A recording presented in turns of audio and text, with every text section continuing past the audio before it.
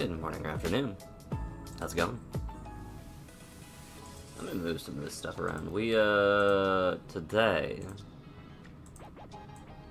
there is a secret lair going on. It is the Avatar Super Drop. Can't be doing that because we got Monster Hunter on the way, apparently. I wonder if we'll get the art for the cards.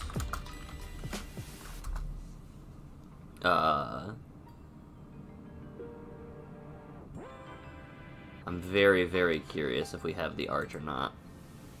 I'm gonna guess no, based on the initial search that I have. So we've got Arena. Is our screen capture happening? So if I like drag this over here, y'all see this? Yeah, y'all do. Let's go to the Secret Lair website. Let's talk about these. Because that's happening right now. And if I were to get in line right now, I'm assuming the one I would want is sold out.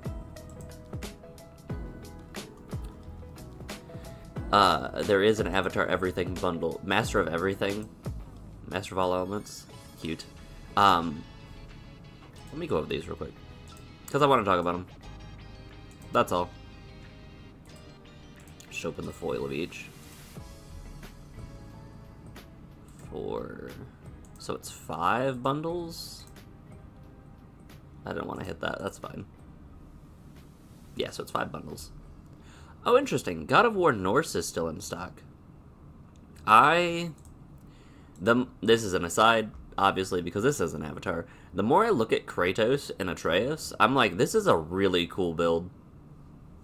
But, yeah, nah. I did throw Mimir's Ancient Wisdom into my deck, though. But let's see. Yep. Couple drops. 5 drops. You can buy everything for 300. That's crazy. Expensive. That's just me tempering my expectations for Monster Hunter, I think, too, is the other thing. Let me look at these real quick and see...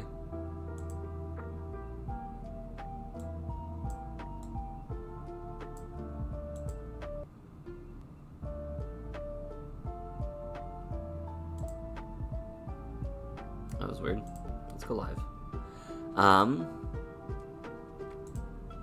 In terms of most exciting to least exciting, or least exciting to most exciting, we'll go least to most. This gets a bump up just because of a character appeal. We have a Sarah Ascendant as Aang Ascendant Airbender, which is a human monk fitting. We got Ponder, Cryptolith Rite, and Kodama's Reach, which... neat, I guess. These sure are cards.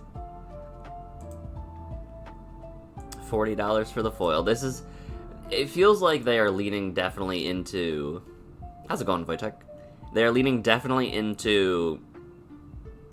Not many of these super drops have value. And instead are focusing on, like, the sentimentality for some of these big IPs, that's the word. But we got Chain of Vapor, Meltdown, Anguish Unmaking, Nature's Claim. Wasn't there a 5th one? Putrefy. Interesting. These don't even have all the... The website doesn't even have all of the cards in the individual view frame. There's no Putrefy that we can look at. Let me go back to the other one real quick and see if that's also true of this. No, this drop just has 4 cards. Okay. Interesting. Mind you, these are all $40 for the foil, and $30 for the non-foil.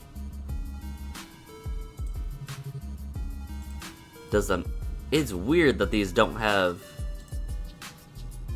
Oh, this has the Putrefy, though. But the foil version, they don't have a mock-up of it.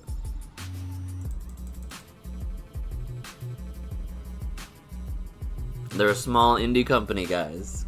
Guess we can't mock them too much. But we got Chain of Vapor, Nature's Claim, Meltdown, Anguish Unmaking, and Putrefy. This poor man's cabbages. And then we have Everything Changed.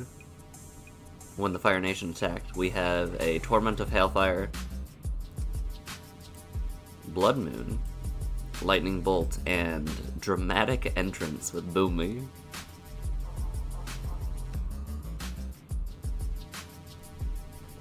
What a wild moment in the show, though. It was a crazy moment in the show. None of these drops have been, like, so far appealing to me in the slightest. But then we have one with the elements, where they go over, I don't know, I guess just different elemental moments, like the aspects of controlling yourself and persisting through the mind and whatnot. We got Silence, Preordain, Painful Truths, Past in Flame. I do like that art on that. Force of Vigor, and Expressive Iteration. I have a deck that is as many non-magic IPs crammed into one single deck as possible.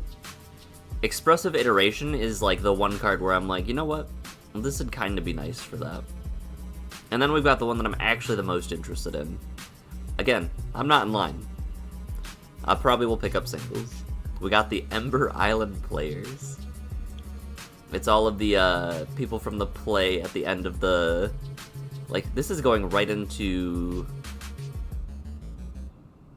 I think we're going right into book 3 or the end of book 3. I don't remember where this takes place, but it's right towards the end of the game. Wow.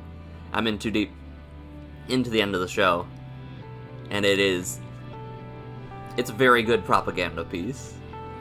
Got Thespian Stage. Mask of Memory, Cursed Mirror, which I like that card quite a bit. Braid of Fire, Braid of Fire. I start discussing the horrors of my own design. True. Hold on. This deck is a sight to behold. I don't know if it's good or bad, but it's a sight to behold. Is there a dark mode? There is. Because, like, yeah, sorted by card types. This is just a deck, I guess. It's 11 and Mike. You sort it by categories. I have separated it by cuts and things that are on watch list for removal, and then all of the individual universes that they're from. And with my edits, we're up to 29. 29 individual non-magic cards. It is something. But my favorite card from this entire Secret Lair drop is the Absolutely Accurate Actor.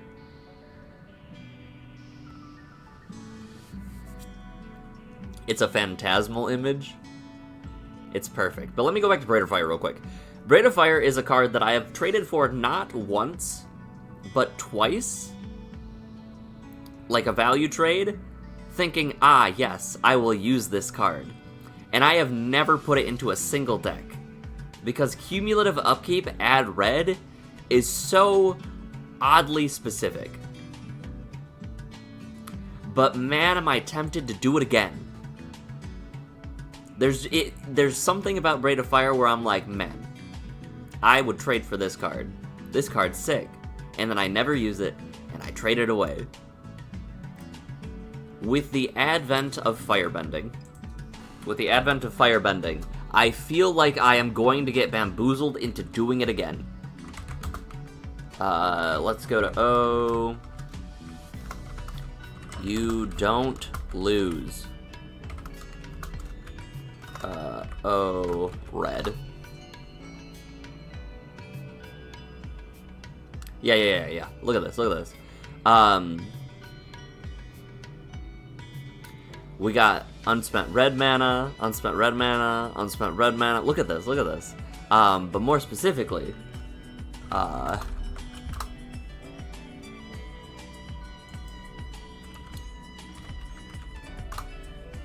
We got Ozai the Phoenix King. Which, the more I see this card, the more I'm like, I might be tempted to make bad choices again. Especially like the alt art, like look at this. That is just a conventionally attractive man. He might have issues. He might have caused a lot of issues. But, damn, is that ability cool. Trample, when it attacks, you get 4 red mana. Haste, if you would lose unspent mana, it becomes red. He has flying and indestructible as long as you have 6 or more unspent mana. This is just a crazy good evasion effect. I do like this. I'm very tempted. Also, the fact that this is $60 compared to this, which is the more premium, it's very funny to me. Although I don't know if this is this might not be the more premium, quote unquote, but usually these are more chase than the middle one, I would assume. It's just that this one has low effort abs. Indestructible. Indestructible modifier is if it were to be destroyed either by damage or an effect, it is not. So let me go to in the game. You remember how there were specific board wipes when you were watching me play earlier? Damnation being one of them. Destroy all creatures. They can't be regenerated. That is a bad example. Because can't be regenerated is just adding more text. We'll just say destroy. Abrade. Abrade deals 3 damage to a creature. If a creature, like this creature, had indestructible, even though it has 3 toughness, it wouldn't be destroyed. Where's another good? Destroy target artifact, enchantment, or creature with flying. I believe Ozai had flying, yes? No. Never mind, that's a terrible example.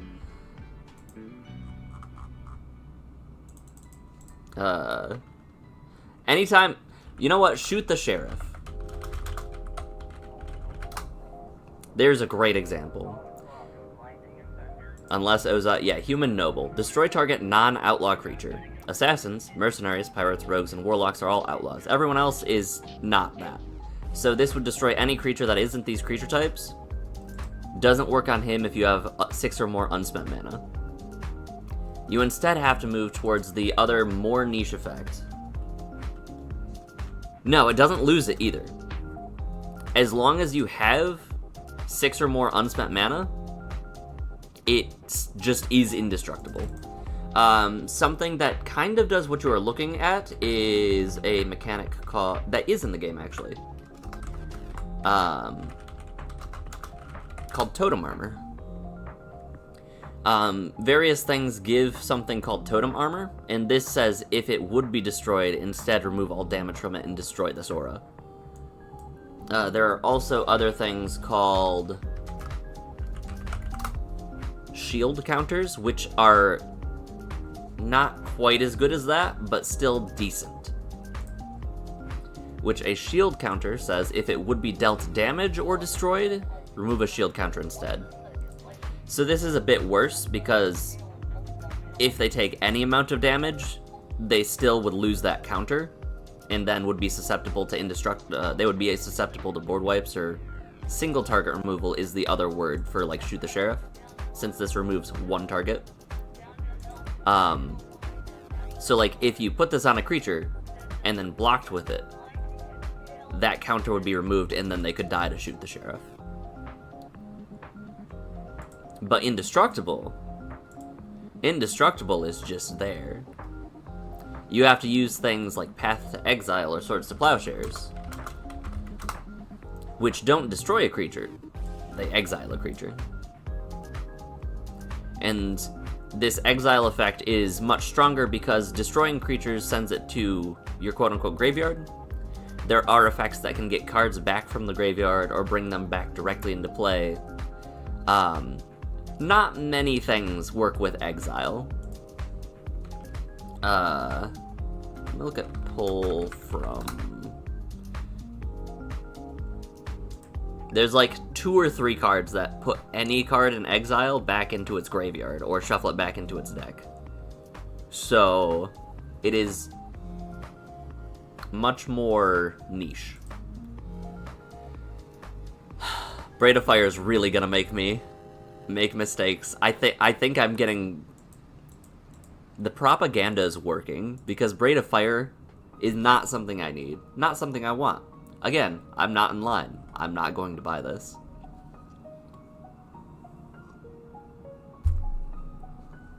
But I'm for sure going to pick up this single. And I probably will be convinced into trading for a Braid of Fire in the future. I am sure of it. But let's look at the avatar cards while we're here. Not the Secret Lair cards, but the actual set cards.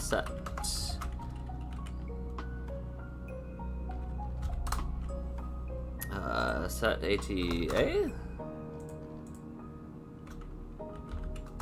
ALA. Oh, that's probably a Lara, right? Do what? The trade? Let me just look at Ozai. What is your set? TLA. The Last Airbender. That makes sense.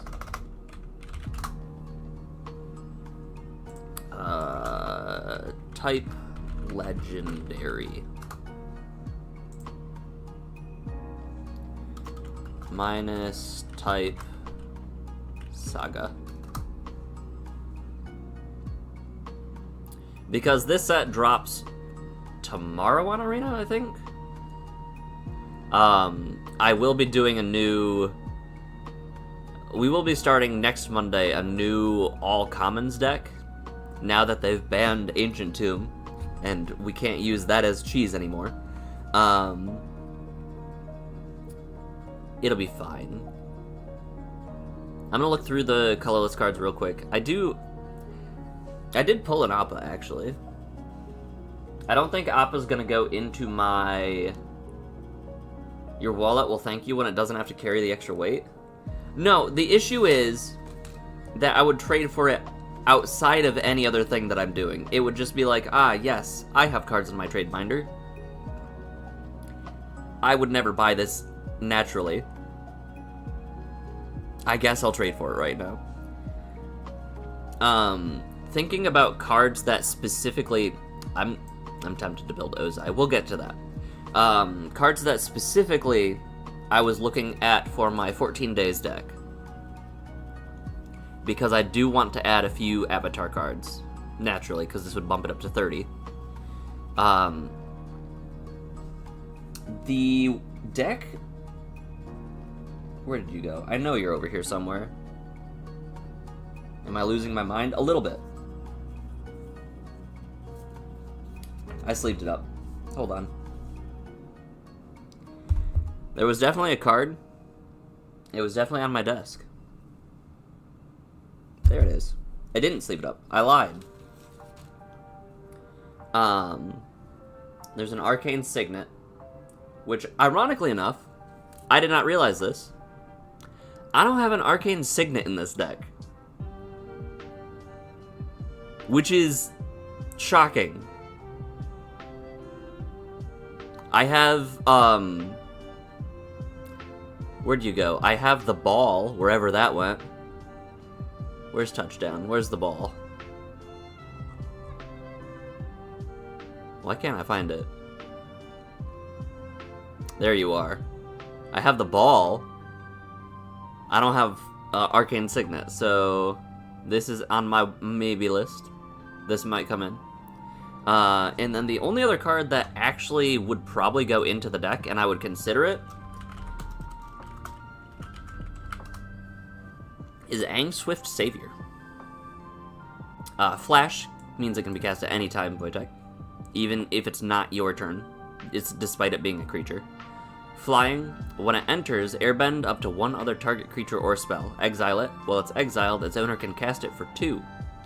Then you can spend 8 and transform Aang into Aang and La. This does not seem very relevant. This seems very relevant. The airbending a spell or a creature seems very good. I thought about this in terms of blocking and like combat and stuff. And after someone declares attacks, and they swing at you with 3 creatures, you can cast Aang. Aang enters, you can get rid of one of them temporarily, and then you can have Aang block one of the other ones, and it's a 2-for-1. At least it saves you as a 2-for-1. Greer said, meanwhile, I'm buying singles and asking if they have any non-Universe Beyond copies of the card. Listen. Together, we form a fully functioning Magic player. I tackle UB, you tackle UW.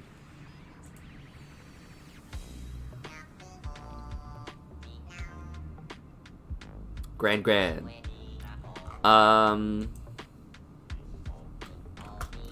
Minus rarity. Uncommon. Cool. That'll work. Let me look at these cards, because, like, there's... The issue with this set, for me personally, is there's a lot of ally support, and I have never built an ally deck. There's a lot of good ally support. I don't have an ally deck.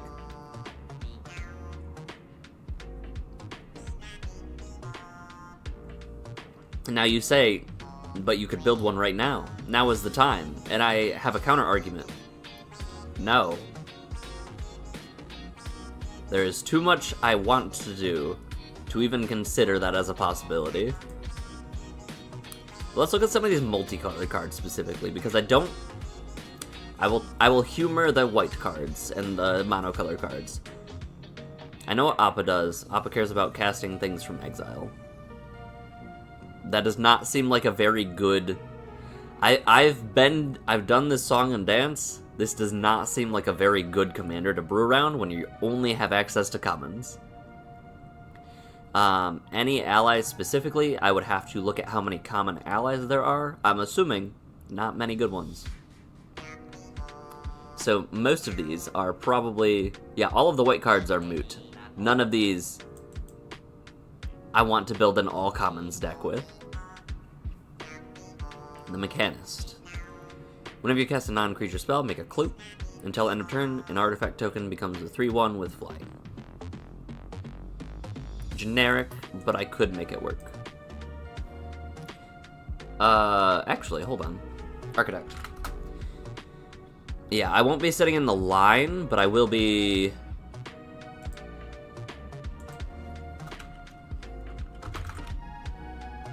unlisted.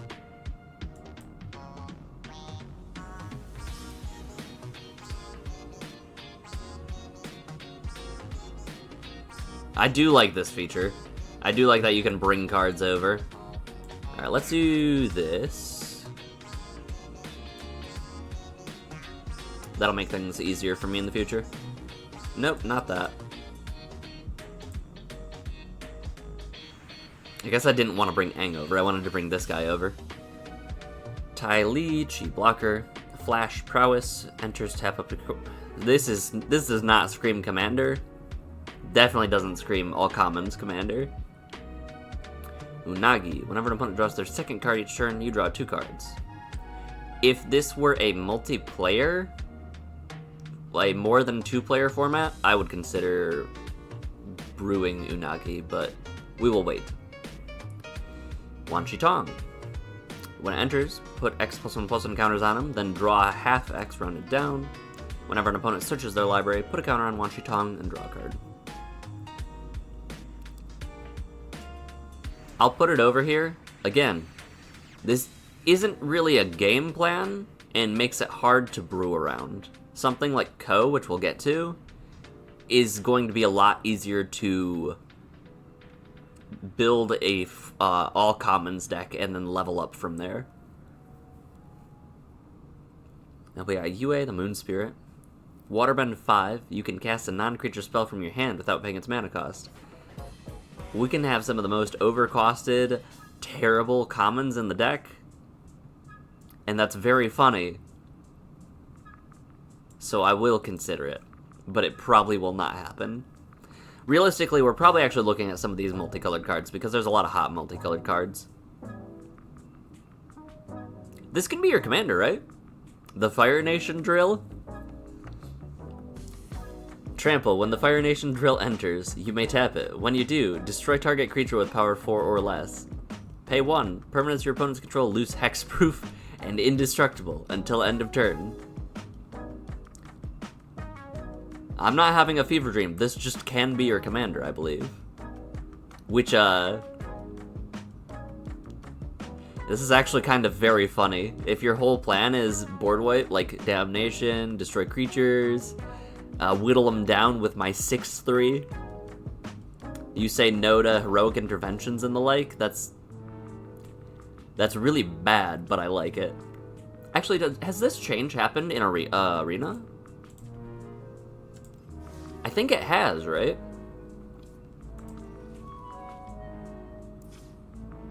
Let me check this. Brawl. Vehicle. Yeah. It has.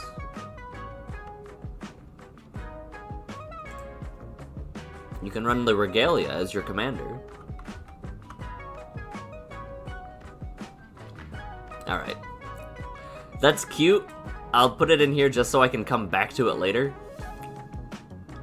Ko the Face Stealer, though, is very interesting. When Ko enters, exile another creature. Whenever another non-token creature dies, you can exile it. Pay 1 life. Choose a creature card exiled with Ko. Ko has all activated and triggered abilities of the last chosen card. Since this doesn't become a copy of the last chosen card, you still have access to this pay 1 life ability, meaning you can swap faces at instant speed. So you can give it protection, and then swap it back to something that has a different activated ability that you want to use. Like, you could destroy a creature, and then you could swap it back to give it protection. Specifically, I guess you can swap it back to something that gives it an activated ability that protects it. Right. So, I guess it's not quite as crazy. The protection is a bad example. I'm sure there's crazy stuff that people are doing with Ko online, though. My Scornful Striker. Whenever a player casts a non-creature spell, they lose 2 life.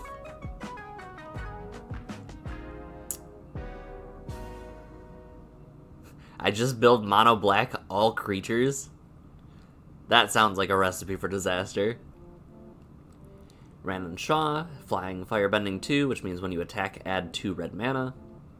When they enter, if you cast them, and there are 3 or more lessons, create a token that's a copy of them.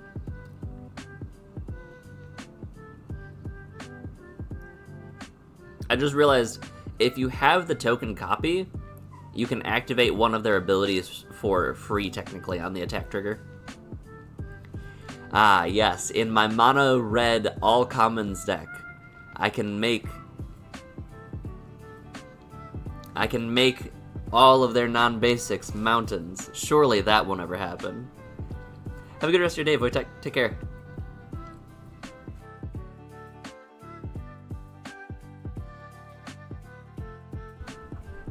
When the Earth King enters, make a 4/4 bear, and it pumps lands into play. Maybe. This is higher on the list than some things, like UA, but very low on the list still. Let's look at Aang at the Crossroads. Flying, when Aang enters, look at the top 5 cards of your library. You can put a creature card mana value 4 or less onto the battlefield. When another creature leaves the battlefield, transform Aang at the beginning of the next upkeep. Land creatures you control have Vigilance. At the beginning of combat on your turn, Earthbend 4. Or Earthbend 2, wow. The fact that Aang puts a 4-drop or less into play actually seems kind of good. Even at all commons.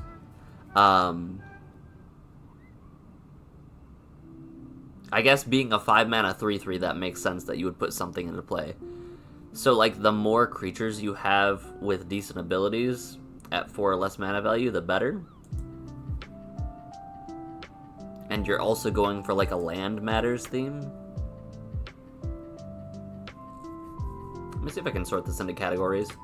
Aang at the Crossroads, new category. Intriguing.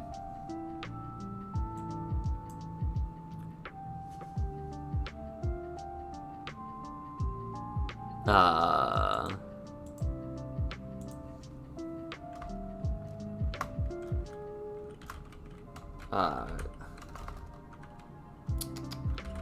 Eye-catching at a glance.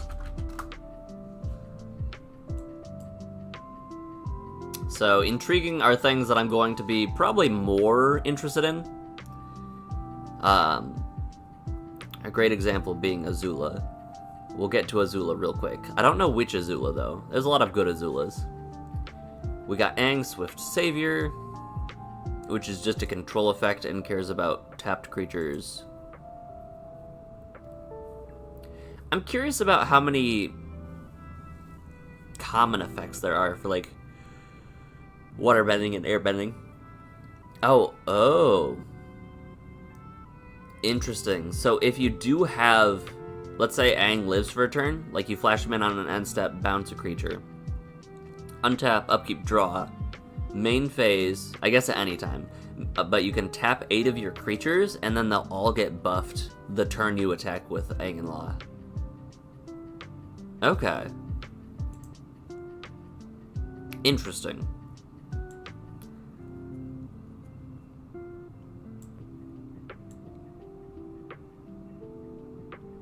I'll put it in eye-catching at a glance. There already is one. Because it's not quite intriguing to me, but it did catch my eye. This card is way better than I thought. Avatar Aang, automatic, but automatic is actually intriguing. I really kind of glanced over the front of the card because I was like, yeah, the back of the card. All of your spells cost 5 generic, like 5 Wooburg less. It can reduce generic costs. So, like, any of your 5 drops, free. And you also get the drawback, or the benefit of you can transform him, gain 4, draw 4, put 4 counters on him, deals 4. Sure. I completely glanced over the second ability on board, or I guess the third ability, technically. Because there's the flying and the firebending, sure. Whenever you waterbend, earthbend, firebend, or airbend, draw a card. Then if you've done all 4, transforming. That first line of text, the draw card effect, I was like, wait a minute, this can get out of control. It reminds me of Iroh, but not. Where's Avatar Aang? Let me put a new category. Nutty. Iroh can also go into Nutty if you can afford playing bad cards. Like Lessons. Let's look at Azula. 5 mana, with no Ancient Tomb, already a drawback. Firebending 2. When Azula enters, target opponent exiles a non-creature they control, then they exile non-land from their graveyard. During your turn, you can cast cards exiled with Azula, and you can cast them as though they had flash.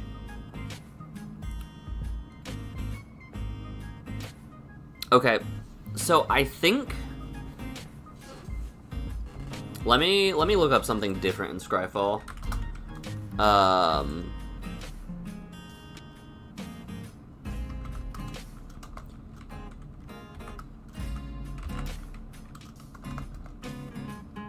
Cards exiled.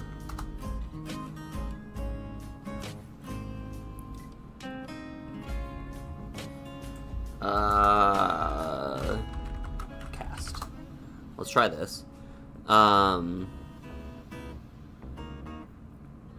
Interesting. I think, just judging by the way it is worded and where the gaps are, like Gonti's effect that I'm looking at, this is all part of a single ability, like a single line, quote unquote. Because you exile one of them face down, you can cast it for as long as it remains exiled.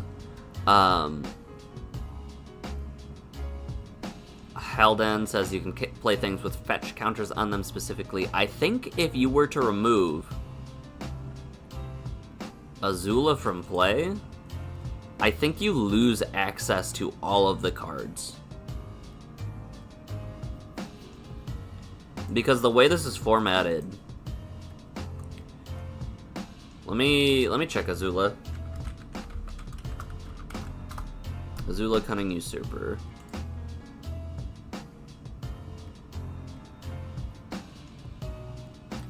Because it says during your turn, you may cast cards exiled with, and then this name here usually means exiled with this card, and you may cast them as though they had flash. This means that if that's right, if Azula exiles like a Scoot Swarm, for example, and then they kill your Azula, I don't think you can cast Scoot Swarm. The 6 types of mana are white, blue, black, red, green, and colorless. Okay. Why did you have to specify that? Oh, mana of any type. Okay. You pay the cost if you cast it. You may pay alternate costs the card has rather than that card's mana cost. Oh. Interesting. Yeah, I don't think that Azula... This is interesting to me because firebending, but it's not like... It's eye-catching at a glance. I don't think I would want to brew it in Commander, especially with only commons. Boomy Unleashed. Combos famously with Ashaya. We figured out how to break Ashaya, guys. Congratulations. When Boomy enters Earthbound 4, when Boomy deals combat damage to a player, untap all lands you control. After this phase, there's another combat phase. Only land creatures can attack that phase. Alright. We've got Azula, which is intriguing. Nah, Azula actually goes to Nutty, I think. In Grixis colors, a 4/4 with firebending. Whenever you cast a spell while Firelord Azula is attacking, copy the spell. You can choose new targets. Many people have pointed out Etali, because it does not care about instance when you're attacking. It just cares about whenever Azula is attacking. So any creatures you flash in or stuff like that, this deck would become enabled greatly with access to flash, I think. But like, you double up all your kill spells in combat, your card draw in combat. Like, this is a solid ability. I'm sure that we could absolutely make something work with commons only. Firelord Zuko. Firebending X, where X is his power. Whenever you cast a spell from exile, and whenever a permanent you control enters from exile, put a counter on each creature you control. That just screams go wide to me. It doesn't really scream... I guess we can make like a bunch of... Alright, I'll put it in eye-catching. We could make like a bunch of tokens and just go off, impulse draw, etc, etc. Iroh greatly impressed me from a showing online that somebody played a game of Iroh. Firebending 2. During your turn, each non-lesson instant and sorcery in your graveyard has flashback. The flashback cost is equal to its mana cost. However, during your turn, each lesson in your graveyard has flashback for 1 colorless. This can be reduced to 0, I believe. Because something like Iroh, for example, the uncommon one, so Iroh. Yeah, lesson spells you cast cost 1 less to cast. This can reduce it to 0 because it doesn't have that addendum, like it can't be reduced lower than 0.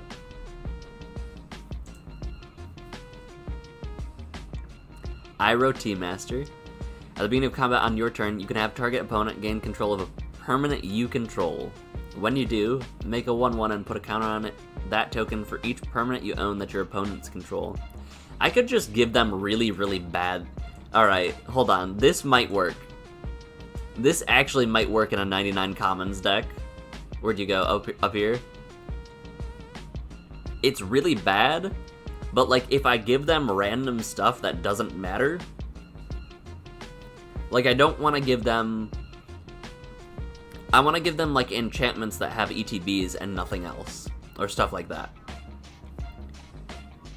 Katara seems bad with only commons, because I don't know how many good common allies there are.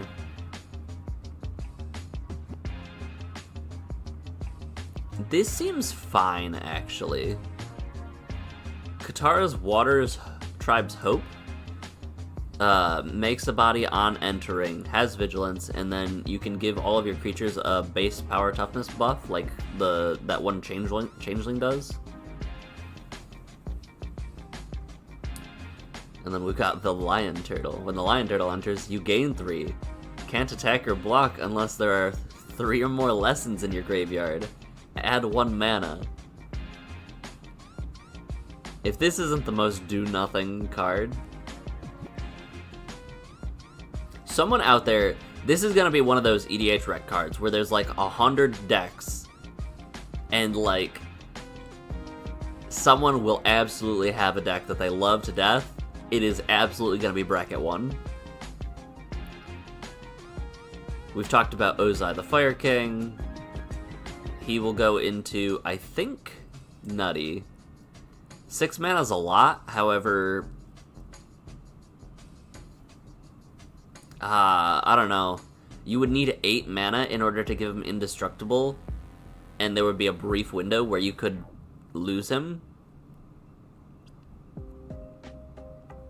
Sokka the Bold Boomeranger. Whenever you cast an artifact or a lesson, put a counter on Sokka. Tenacious Tactician gives other allies abilities, but there is the added benefit of whenever you cast a non-creature spell, make an ally.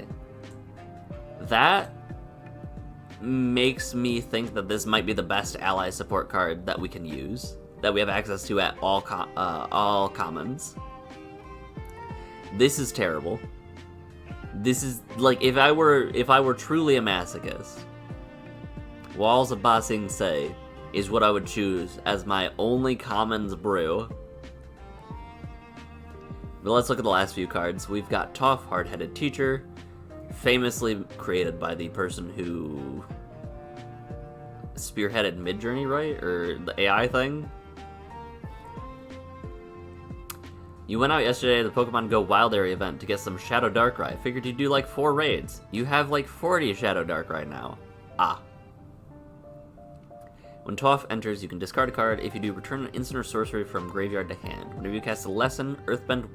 Whenever you cast a spell, Earthbend 1. If it's a lesson, Earthbend 2, basically. Let me look at the alt arts on Toph. Oh, there is none. Got it.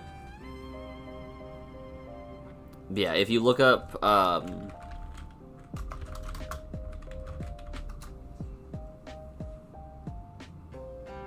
a new card for my AI tribal.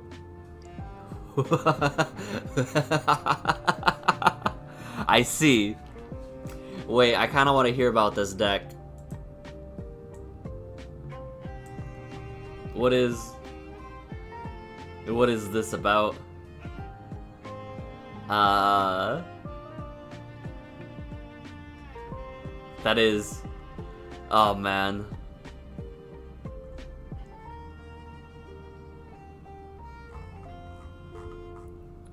Man, oh man.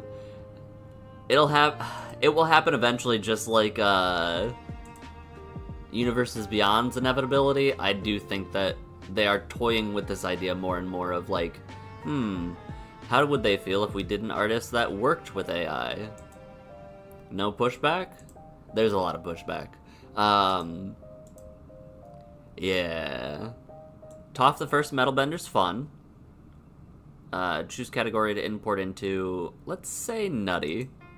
I do have to take out... I brewed this deck. I proxied this deck. I have to take out Blood Moon, because it only hurts myself. Because it makes all of my artifacts lose all abilities. It is rough. I played it, I slammed it down on a table in a game of Cockatrice. I ended my turn, and I'm like, wait. And everybody was like, yeah. And then I proceeded to do nothing for like 7 turns. We got Zuko Conflicted. At the beginning of your first main phase, choose one that hasn't been chosen. And you lose 2 life. Draw a card, put a counter on Zuko, add red, blink Zuko under an opponent's control.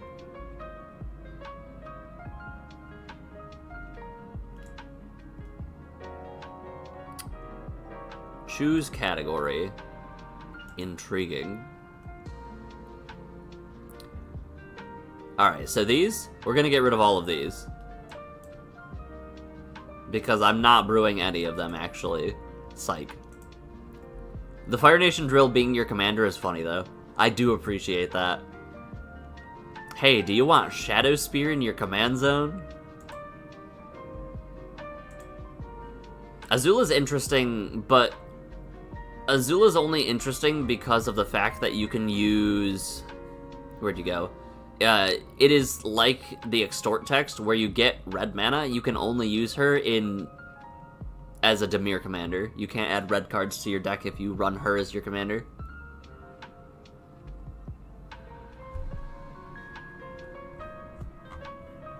So,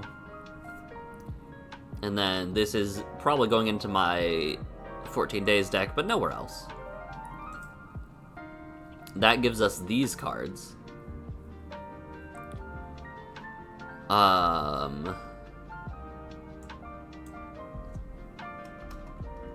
let me look at the common cards in this set, actually.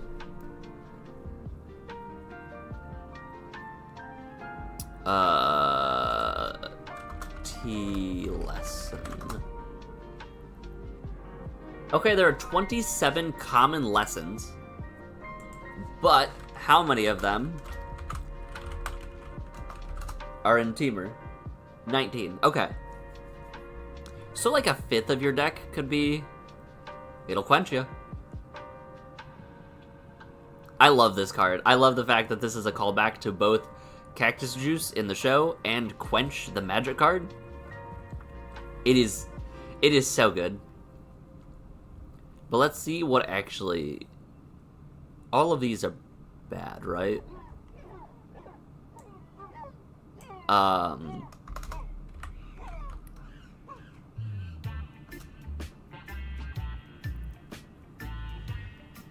Rarity common, O lesson.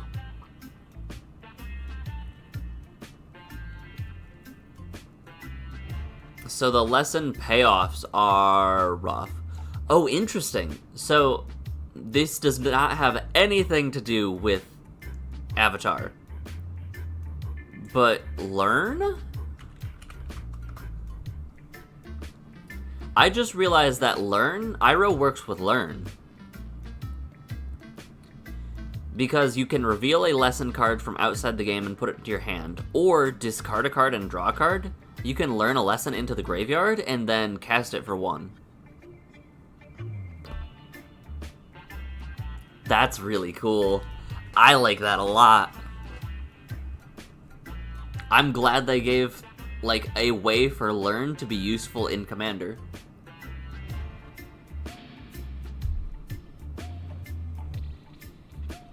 Interesting. Alright. So, 5 cards, 6 cards that talk about learn. Oh, but this is not one that talks about learn. This is just flavor text. Okay. 5 cards that talk about learn. 5 cards that talk about having lessons. And then 20-ish, 19 cards that actually are lessons. That feels like enough to make Iroh work. Especially with Firebending 2, but 6 mana is a lot again. Once more, 6 mana is so much.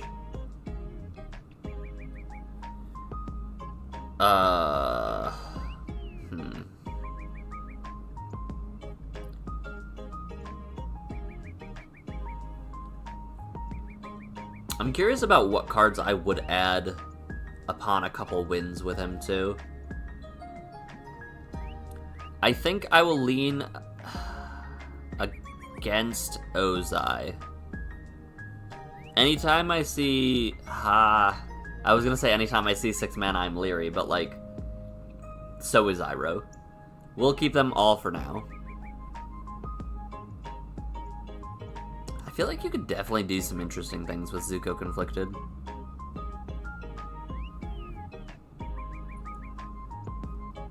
So, The way this words to me is I want as many draw spell effects as possible, like looting effects, and just hope that Sokka doesn't die. I don't think I will enjoy Ko, actually, with access to only commons. Because not only is it 6 mana, I have to have another creature with an activated ability. I have to have that activated ability creature die. And then I have to exile it with Ko. So much can go wrong here that this is not something I want to brew with 99 commons. This to me reads like Sokka, Tenacious Tactician. Except it doesn't make bodies. And I have to tap my creatures to get their payoff, so no. This is funny. I'm curious about how many actual do-nothing cards there are. And I think Aang just doesn't do enough. Like, mana value 4 or less, I would much rather have bad lessons than bad 4-drops. But that might just be me. Like, I run Intro to Annihilation in my colorless decks anyway. I'm used to reaching for removal. Oh. Wait a minute. We got a buff to Intro to Annihilation. I just realized Zuko's Exile. Because this was sorcery speed, exile a non-land permanent, its controller draws a card. This is just exile target artifact, creature, or enchantment. It doesn't hit planeswalkers, but they make a clue instead of drawing, and this is instant speed. This actually will absolutely swap out for Intro in some of my colorless decks on Arena.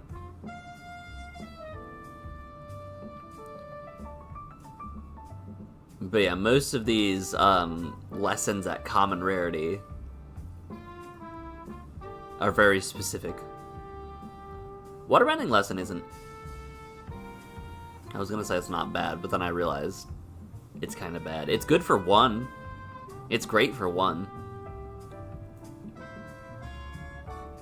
How to start a riot. Hey, riot. The fact that Learn gets a payoff actually in Iroh decks makes me appreciate the card so much more. How do I... all printings. Oh, what is this promo? Oh, man. I need to swap off. That makes me sad. 8... See, on one hand, cool effect, great ability. Balanced at a reasonable price because it's balanced by the fact that lessons aren't particularly good. I think that there is a chance Iroh goes up when Strixhaven comes out. Because there's no way they don't have better lessons and learn spells in Strixhaven, right? I guess they might have worse lessons, but better learn spells, right? That's kind of what I'm thinking.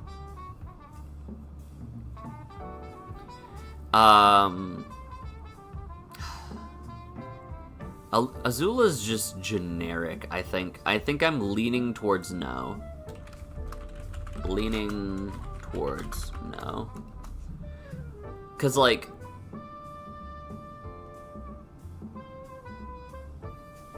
let's have a leaning towards yes. It's probably going to be Iroh. Leaning towards yes.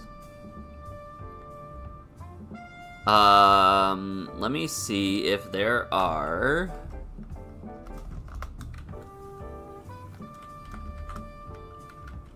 becomes artifact.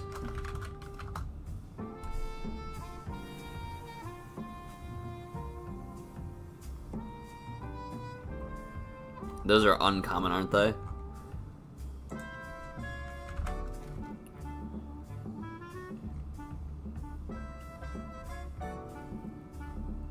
The effects that, like, turn creatures into artifacts. Yeah, Liquid Metal Torque is an uncommon. So that would be a good upgrade, like a first win upgrade to Toph, if we do Toph as all commons. You also have access to, like, the when it enters or when it dies effects. But it's Liquid Metal Torque and Tough Cookie. Specifically non-token artifacts, though, is the other key thing. Otherwise, you'd go infinite with... what would you go infinite with? Infinite Landfall, make an artifact?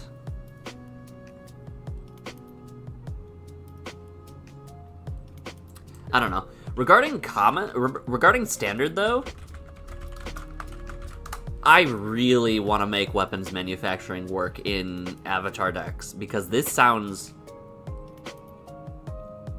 I feel like something's going to work here. I feel like there is something that is really, really good, but I don't know what it is yet with weapons manufacturing. This feels like it's teetering on the edge of being absurd. But Toph will lean towards yes. Ozai... I think I'm leaning towards no. Sokka, I'm leaning towards yes. Zuko, I'm leaning towards yes. Iroh, I'm leaning towards yes. So these are kind of... When we brew a deck next Monday, using only 99 commons, I think these get cut. Azula's cool, but too generic right now in my mind. I say as I look at the non-token artifacts or lands, and the non-creature spells make allies. Too specific. What bad common permanents are there? Get rid of you. I'm looking at artifacts and enchantments specifically, I think.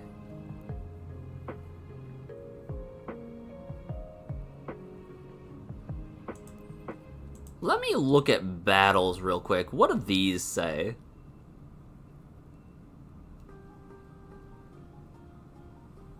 I shouldn't have included things that weren't battles if I wanted to look at battles, by the way. That's on me.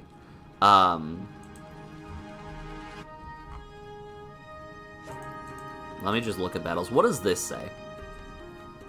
A battle is a permanent type that enters with defense counters. As a siege battle enters, your opponent will be chosen to protect it, while you can attack it. So if you control a battle... Wait, hold on a second. Iroh can give opponents battles, and you can't attack the... Like, they can't attack the battle because they are defending it, right? Right? Because it's... As it enters, an opponent is chosen to defend it. Oh, this gets really weird. Oh, this gets really weird. Can you attack a battle you are defending? Can battles attack themselves?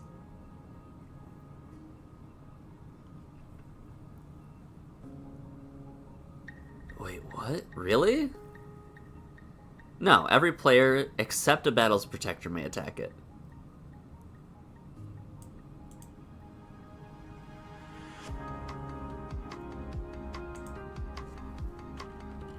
Gatherer. Hold on. Battle 4.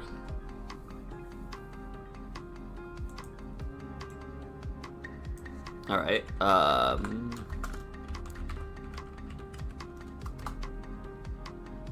Battle of? Invasion of. Invasion cycle, right. Invasion of Ikoria. That's the word. Alright. Even if a creature assigns, assigning it as though it weren't blocked is all or nothing. You decide, okay, that's, alright. Invasion of, give me a generic one. Arcavios? That seems generic enough. Nope, that is not generic enough.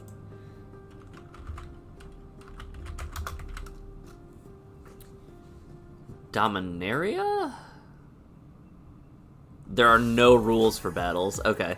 MTG comprehensive rules. PDF. Control F. Battles. 310.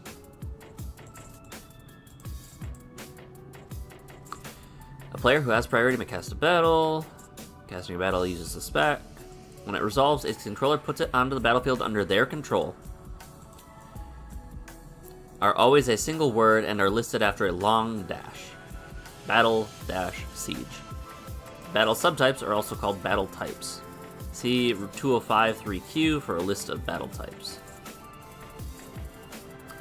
A battle has an intrinsic ability. Okay, battles can be attacked. Each battle has a player designated as its protector. As the battle enters, its controller chooses a player to be its protector. Which players may be chosen as its protector are determined by its battle type. See Rule 310.11. Okay. If it has no battle type, its controller becomes its protector. Okay. Interesting. I really want them to bring out more battles. I really enjoyed in the invasion cycle. Having to protect your battles sounds really cool as a mechanic. A battle's protector can never attack it. A battle can be attacked by any attacking player for whom its protector is a defending player. Notably, a siege battle can be attacked by its own controller. Wait, what? Oh, okay. Yes. A battle's protector can never attack it, but a siege can be attacked by its own controller. So, I cast the invasion. I am the controller of the invasion. They are the protector of it. Creatures controlled by other players can't block those attackers. If a battle's protector is different from its controller, all rules and effects that refer to the defending player relative to a battle that is being attacked refer to the battle's protector rather than its controller. Okay. If a rule or effect refers to a player who protects it, it means the player is the protector. Only one protector at a time. A battle's protector stops being its protector if another player becomes its protector. What do you mean by this? A battle's protector doesn't change if it stops being a battle or it becomes a copy of another battle. Weird, but okay. There are some rules in here that are very interesting. Like the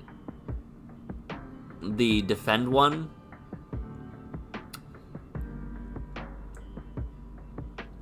Like this one.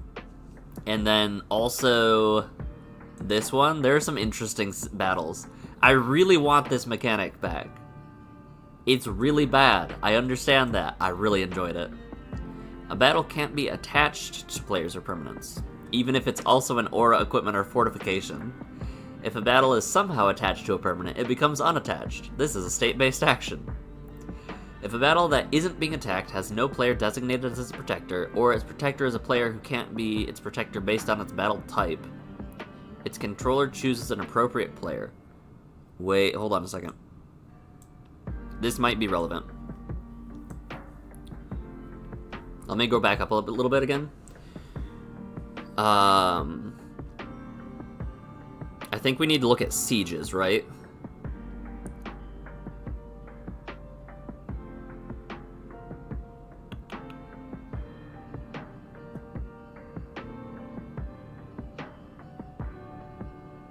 We might need to look at sieges. As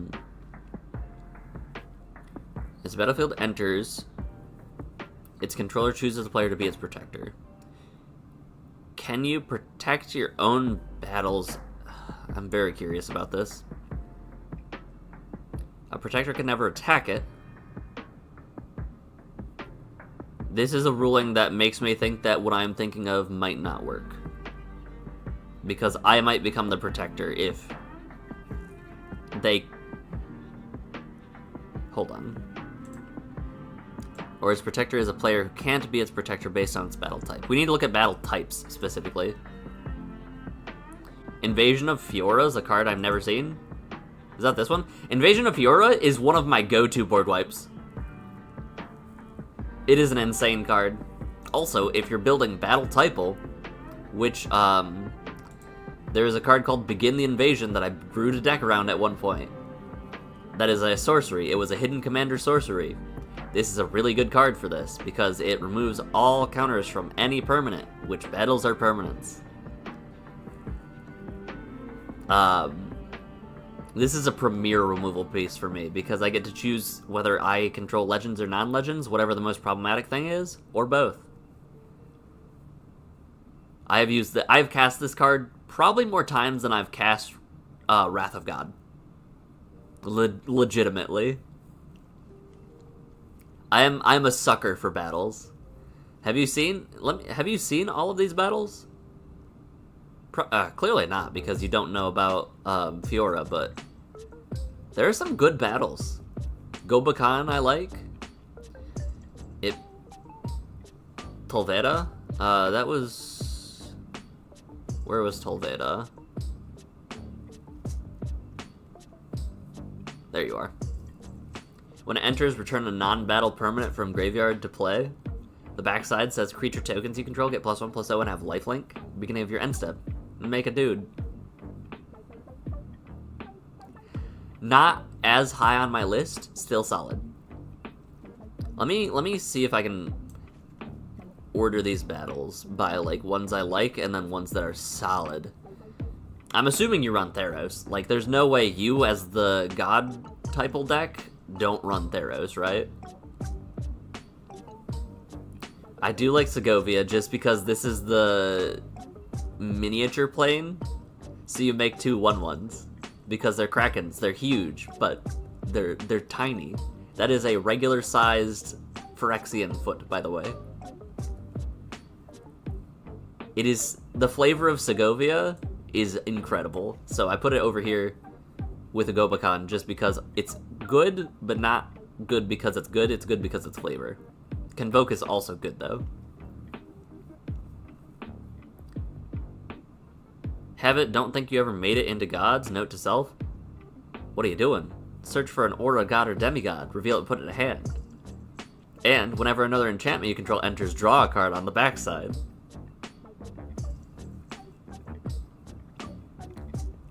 If you can't run the various gods that get put into things like God of Kratos from the Father, at least run the good tutors.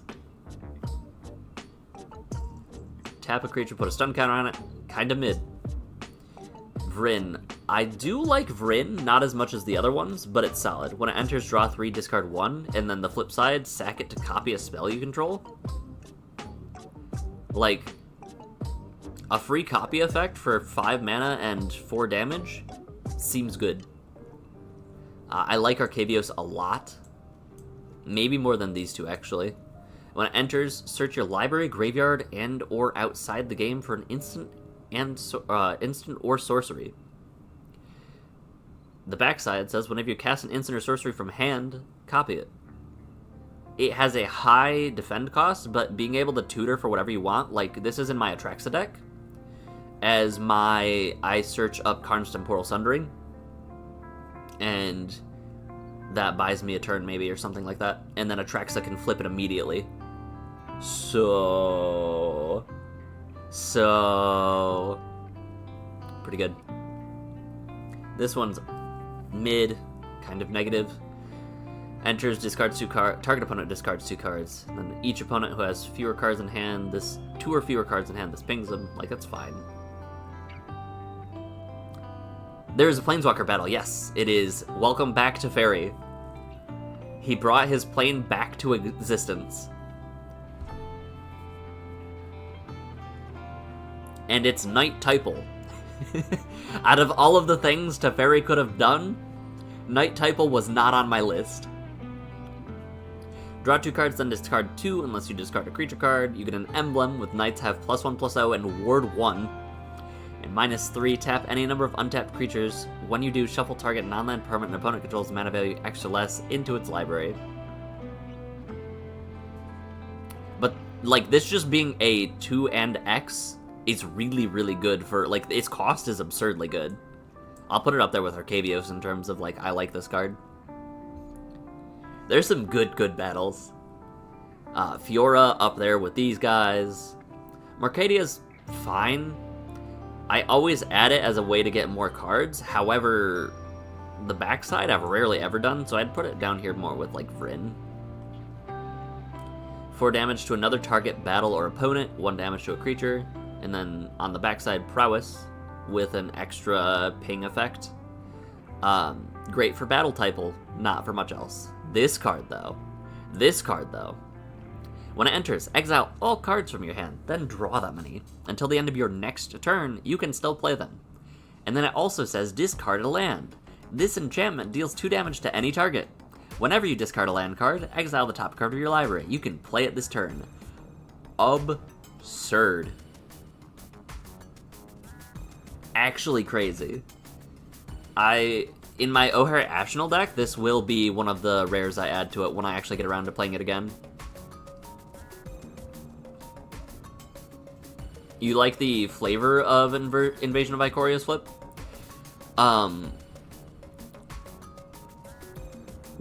This might just be the best battle, actually. You like the flavor of the fact that, like, Zalortha and all of the other ones just don't care. They trample over them.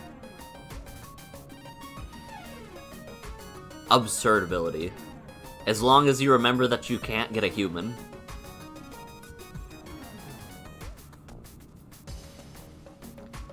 You know, could you imagine an alternate timeline where we got Godzilla cards and not every single one of them was a creature? What is its flavor text on the IRL card? Hold on. I can look this up. Invasion of Ikoria. Flip. Phyrexia's largest Goliaths stormed Ikoria, ready to challenge the world's greatest monsters. Zalortha was unimpressed. Yeah, Honey Badger don't care. What is this card chilling at? So how busted is this card? $7? Okay. Okay. Not terrible. Like, I remember it. It's not gonna let me go back far enough, but there was a point in time where this was like a $20 card, I think, right? Invasion of Hydaello. Alright.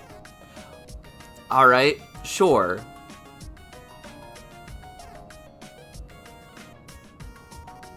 The Collector Booster Pack.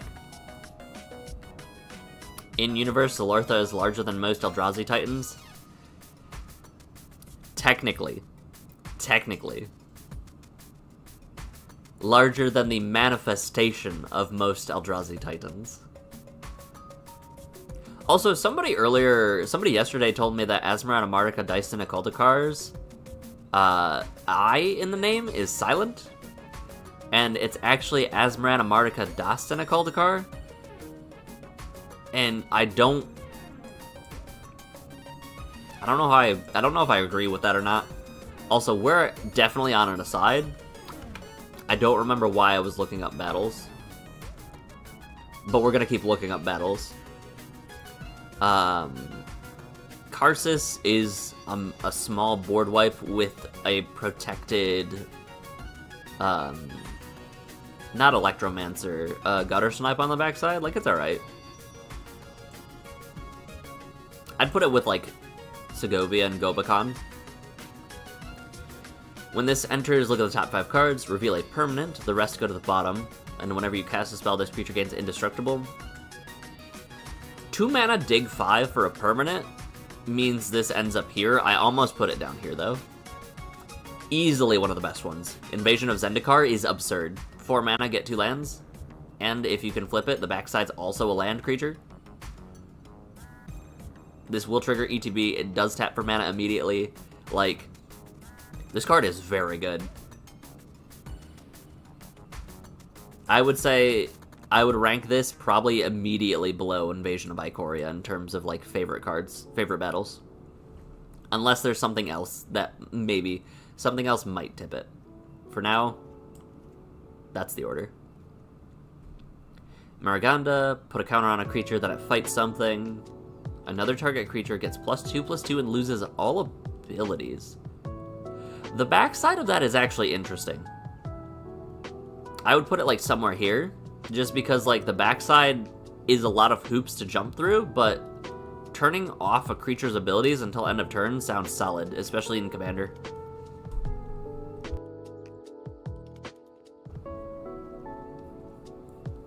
Chandelar.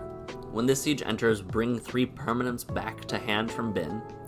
At the beginning of your upkeep, you may put a permanent from your hand into play. I would say this is strong. Would I say that this is as strong as these cards? Probably not.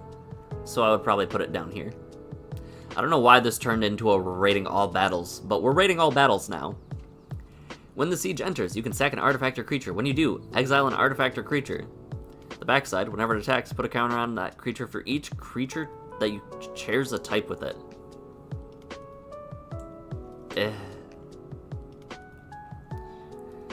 When this enters, return a non-battle permanent. This already just, to me, screams Maraganda.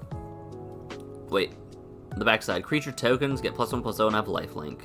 Beginning of your end step, make a. So, like, I would put this here. I think that I am underestimating it, though. It probably ends up in this category, or maybe better than Gobakhan even, because, like, if this is a token strategies deck, you probably have enough to flip this the turn that you play it. Like, it's turn 5, you probably have enough tokens, and someone has enough creatures tapped down or undefending to swing through and flip this. Yes, interestingly, battles have counters. This also means, I believe, that you don't want to play battles while having a Vorinclex Monstrous Raider in play. But let me confirm that. You are over here. Gatherer was on this page? No. Anyway, Gatherer. Let me just double check that that is a bad idea. Monstrous Raider. Yeah, if you would put 1 or more counters on a permanent or player, put twice that many on them instead. I'm sure this is a question. Vorinclex, Monstrous Raider, and... It's there. It's not great, but it's there.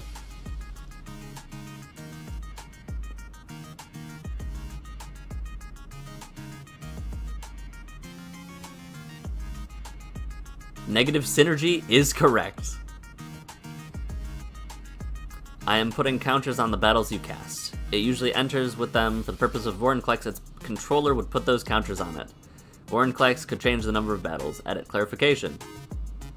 Yeah, so Vorinclex, great for planeswalkers, terrible for battles. Very funny, very bad. I guess unless you're running counters matters cards. In which case, sure, I guess, I'll put double counters on my Vorinclex invasions. I like this card a lot. I'll put it up there with Call Time, just because, like, it's good. When this enters, for 3 mana, each player mills 3, then each opponent discards 1 and you draw 1. In a blue-black deck, absurd. Because that's usually zombies, reanimation, graveyard shenanigans. The backside, this creature can enter as a copy of any creature card in any graveyard, except it's a 4/4. One of the best possible things? Oh yeah, I'll mill your Esper Sentinel. I'll flip this. I have a 4/4 Esper Sentinel. Pay 4 anytime you cast your first non-creature spell. This card might be my 3rd favorite. It's tied with Invasion of Kaldheim, I think.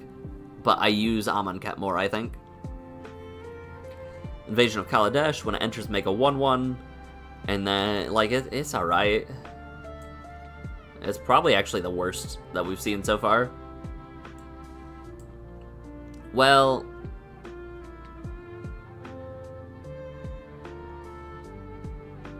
Yeah, I think that's worse than this card, because this card at least has repeatable value.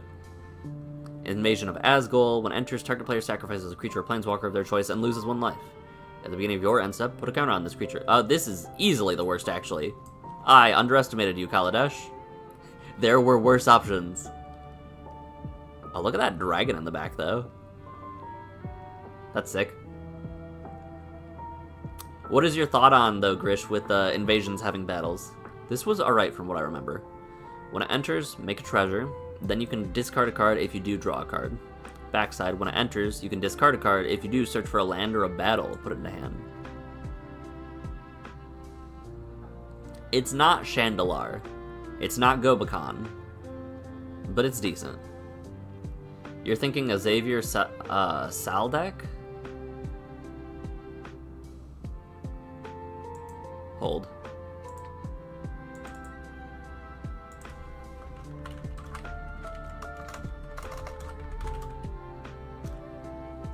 Infested Captain. Remove a counter from another permanent you control, populate.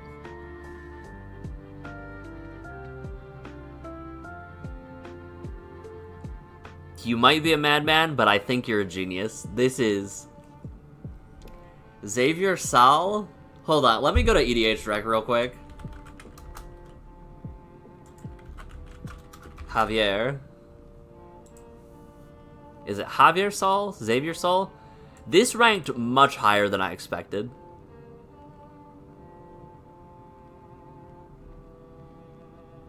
Technically, I do think they have a better idea with sagas. However,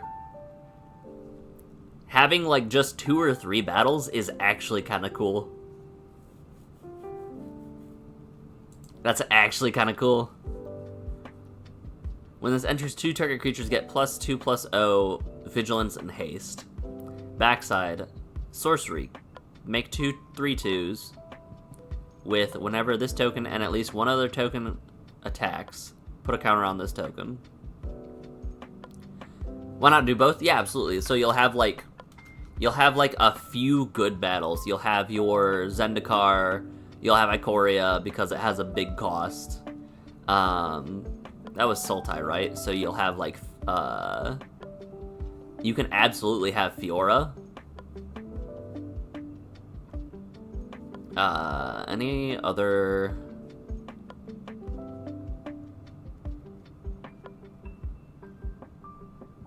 Oh, Arcavius would be a huge one, actually.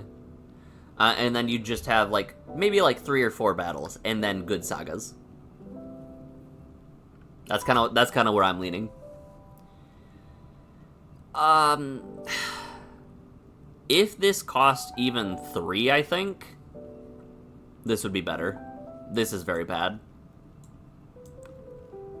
The fact that it costs 4, and you have to have 2 creatures that want to get Vigilance and Haste...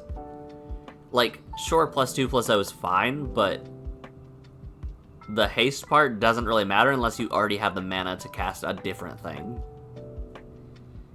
Invasion of Moog. When it enters, put a counter on each creature you control. At the beginning of your end step, put a counter on a creature you control. That is down there with Asgol. Pyrulia. When this enters, scry 3, reveal the top card of your library. If it's a land or double-faced card, draw 1. Interesting. Trample Ward 2. Other transformed permanents you control have Trample and Ward 2.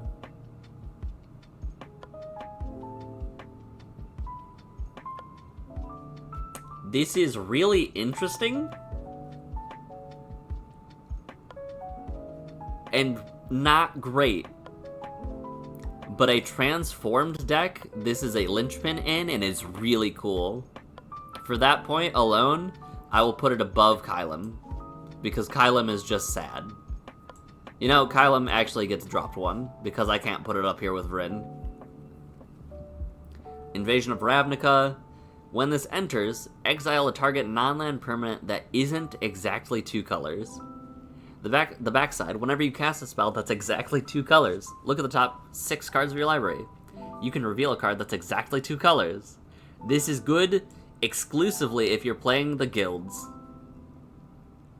But as a removal spell, it is fairly decent, so I'll put it there. And this card's really good.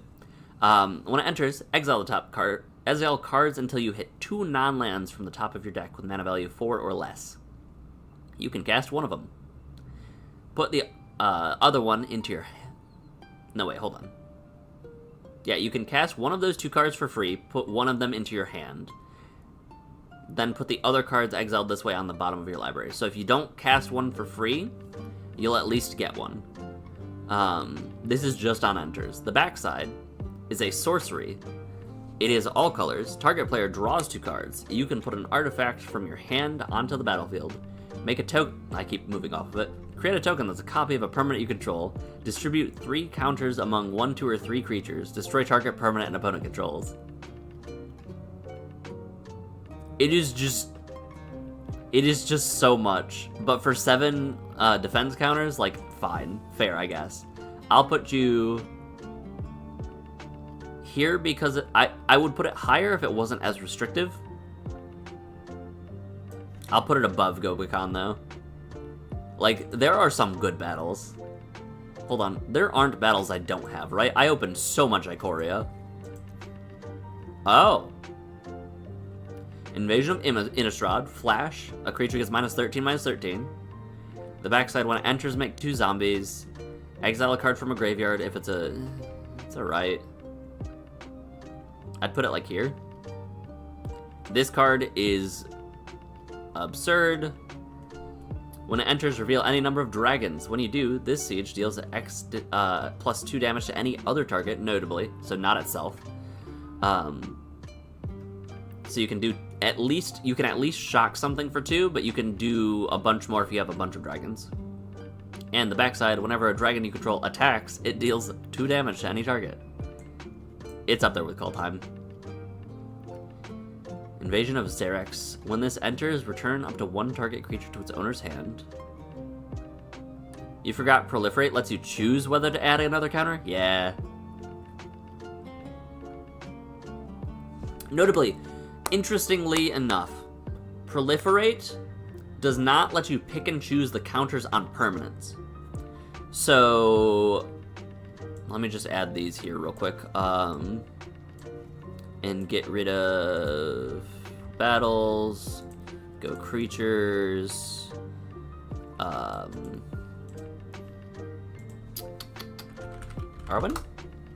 Arwen's in here, right? Yes. Arwen Mortal Queen. For example, if you had an indestructible counter on Arwen and a +1/+1 counter on Arwen, and let's say hypothetically she is at 3 power right now and you didn't want her to have 4 power because you would have a negative effect or something, you cannot proliferate the indestructible counter without proliferating the +1/+1 counter. Proliferate says specifically for each of those counters on them, add another. It does not say for any number of those counters. Proliferate. Yep, choose any number of permanents and or players, give them each another counter of each kind already there. This also means... Hi, Tidus. I do like Tidus. This also means that if you have... Experience. If you have experience counters, also you can run Aslask, I forgot about that. However, you also have infect counters, some poison counters. You cannot choose to give yourself additional experience counters without giving yourself additional infect. Food for thought. Words of wisdom. Very interesting. When the siege enters, destroy a non-elf, where X is the number of lands you control. And then the backside, X is the number of lands you control. Hold. I'll put you here temporarily. You are going much lower. When this enters, bounce a creature. This is fitting, right? This seems fitting. Those are very bad. Oh, right. The invasion cycle. I don't know why. I think I had in my head Invasion of Ikoria. And like, ah, yes, I opened so much Ikoria. This was March of the Machine. I didn't open nearly as much March of the Machine. But yeah, regarding proliferate, you can't proliferate experience without proliferating infect. Remember that. I think Ikoria's firmly at the top. Not far behind, very close, Zendikar. If I had to choose... If you are building dragons, this is clearly the third place. Maybe even better. This is better than Zendikar if you're building dragons. This is up there with Ikoria, actually. If you're not building dragons, this drops, like, down here.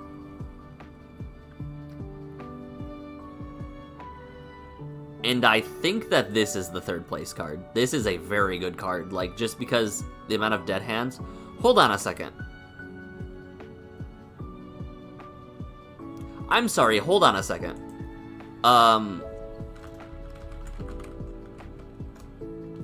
Hold.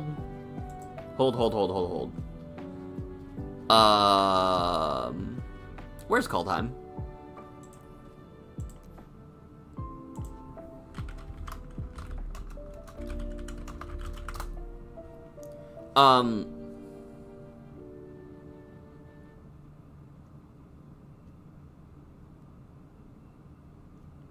Looking at various creatures. Were Toski and Sarulf Phyrexianized? Toski very clearly was, but Sarulf?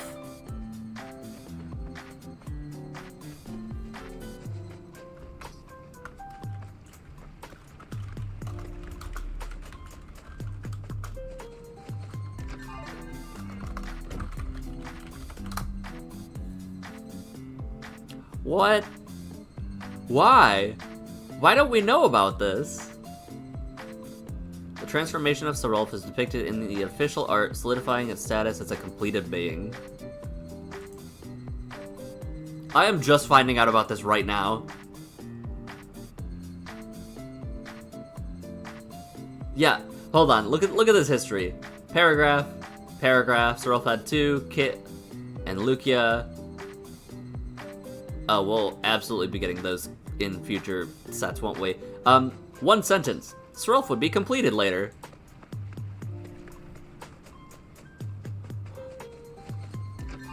And Toski equally as bad. I'm sure. Toski. Give me Toski. Yeah. As an afterthought.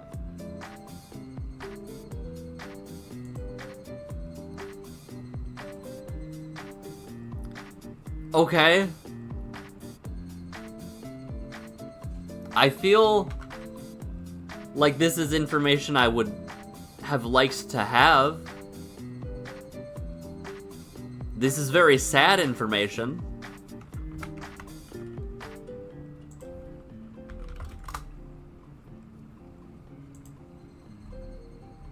Where's your shit? Yeah, okay.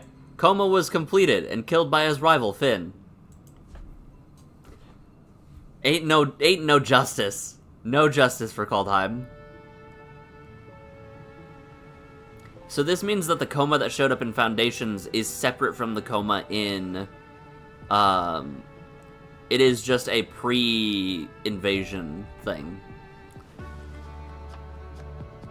Man. This just goes to stand that March of the Machine should have been a block. This should have been way longer. Because, like, what do you mean Toski, Sarulf, and Coma were all completed, and we didn't know about this unless we look at the background of a card? Hold. Where are you? There you are.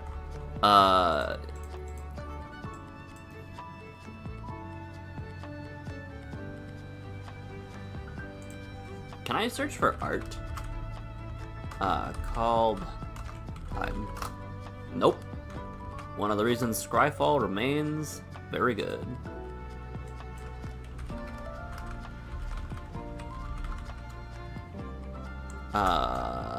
Set.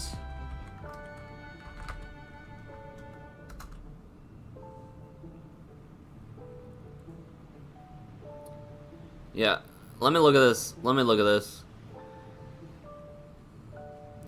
Before I fall, I will taste the blood of Sarulf himself. Yeah, there's Art of Sarulf being completed. What else we got? Yep, there's completed Coma. The Copper Host saw only the strongest converts. In Coma, it found perfection. I knew about this one.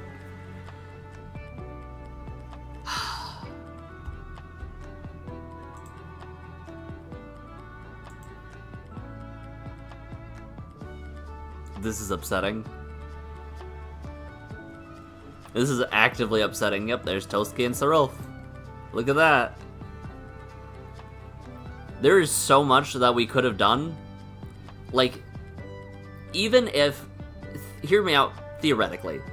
Even if they covered 3 or 4 planes in a set. They did this with, of Ishkar, with, Ether Drift.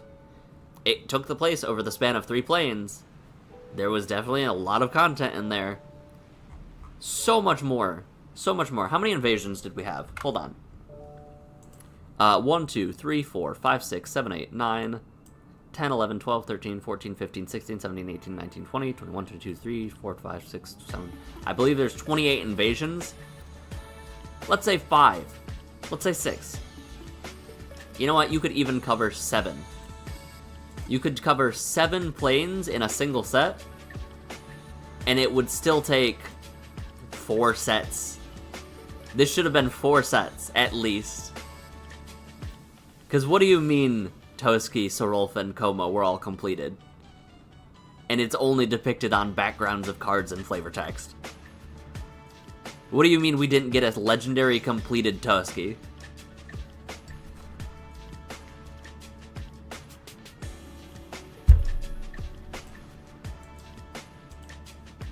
This ending was so rushed.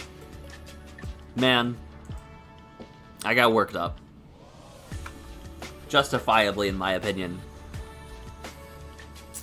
Alright. What even were we doing? I don't know who Ekin is.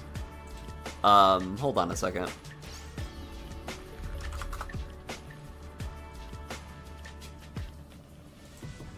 Okay.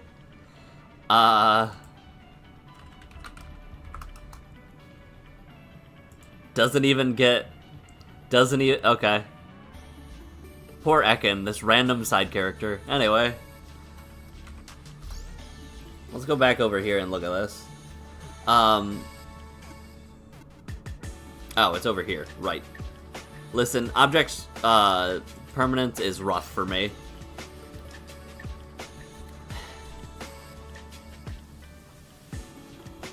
So Zuko to me...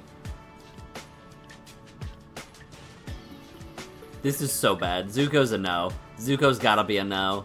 With only access to commons, I can't build Zuko. I'm sorry. Because I'm losing 2 life each turn for a card, a counter, a single red mana, and then I have to deal with him otherwise. Well, it does go to the opponent.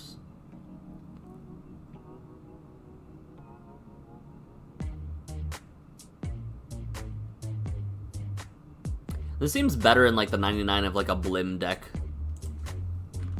Blim.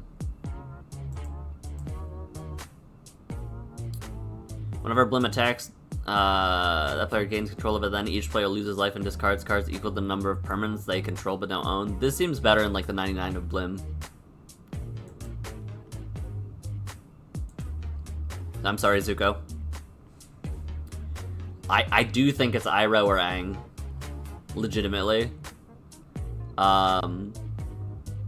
Right, that's how we got here. We talked about giving our opponents battles. How many uncommon battles are there? Because there are 0 common battles, I know that. In red and white. 1, 2, 3, 4, 5. 5 including one of the worst battles possible. 6 including the second worst. Oh, I didn't rank all of the battles, I realized. I kind of just ignored some of the ones that were mediocre. Whoops. Alright, maybe I was too hard on you, Asgul. I wasn't, but maybe I was. But, like, even down here, I think Vryn gets bumped up a bit. Vryn goes up by there.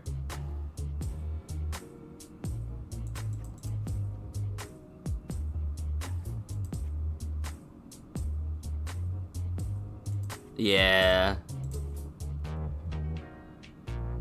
Forgot I didn't have an Innistrad. These are easily the top 4 battles, in my opinion. Tarkir if you're building exclusively dragons, but, like, so is Ravnica if you're building exclusively Ravnica, right? These are too specific to actually, like, be defined, I think. Discard changes. I'm very curious. Set collection.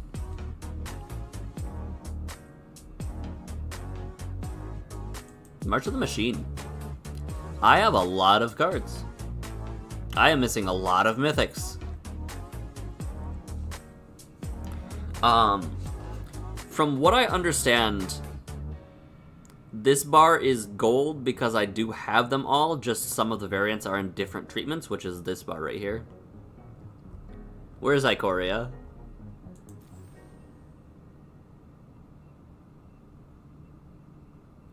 Oh, never mind. Never mind. I am missing 2 mythic as a full set in Ikoria.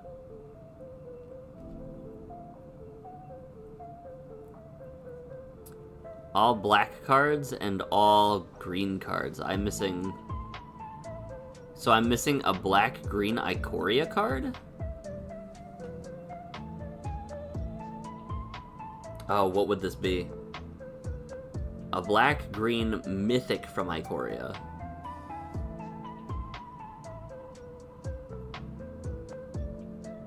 This wasn't the set with Fiend Artisan, was it? A black-green mythic from Ikoria. Fiend. In... Historic. It is. Yes, okay. I'm missing 2 Fiend Artisans, and those are the only 2 copies of a card I don't have from Ikoria. Am I in too deep that I could tell you the 2 cards that I didn't have, or the 1 card that I didn't have a full copy of? I have... So the blue means I don't have 4 copies of everything then. But I do have all of the cards in the set. Why is that red? Uncommon completed. Common completed. What is this about? I'm missing a single rare. A single uncommon rare from M21.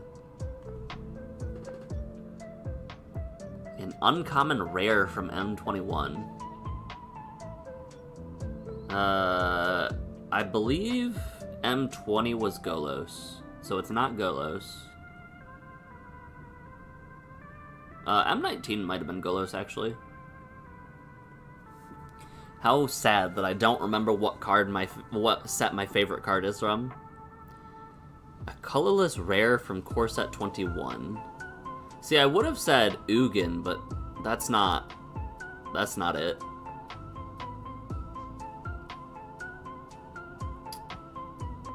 I don't know what rare this could be. Hold on. I'm very curious now. We are in the weeds. We are so lost in the sauce. M21, what card are you? A22, core set 21. I wanted to go back up to the top without actually going back up to the top.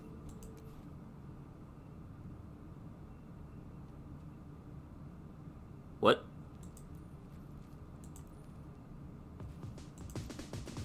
What?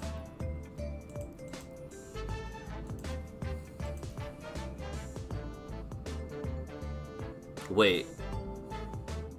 Am I going crazy? What was I looking at? Hold on.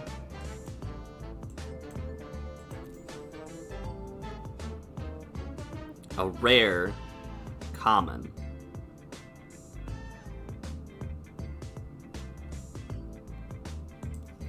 I think I looked up mythics, didn't I? That was the issue. Not collected, rare, colorless. 21. Right, I need to change my format. Format, historic. Oh, let me do friendly and see... direct game. Maybe it's something that's banned in historic.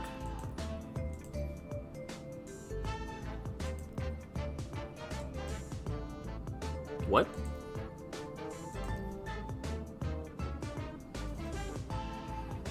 What am I missing? I'm not going crazy, right?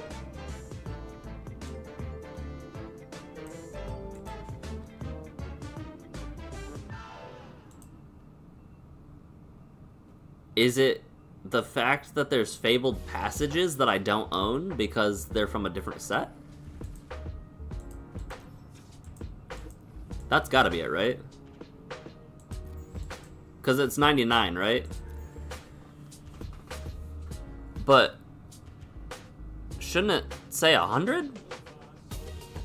Oh, it's... okay, it won't say... so it won't count if you don't have any of the cards from that set, like a single copy of the cards from that set. That's very strange. So it only cares about you physically controlling the cards from this specific set, not if you have any copy across any version. Interesting. I have collected one of every copy of Eldraine, one of every copy of Zendikar Rising. Poor Ixalan. And 19 was Golos, I believe. Hold on, let me check my wall of Golos to figure out. Let me see. Golos is M20. Golos is M20, believe it or not. Just had to check, you know.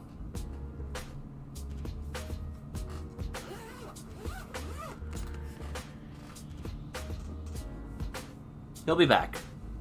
Our prodigal son will return. The more busted 5-color cards they print, especially ones that are colorless, or the more cards that tutor any land into play, the better chance Golos has of returning. This is when they started doing alchemy sets. Interesting. I just noticed their little tab. I opened a lot of Strixhaven. A lot of Strixhaven.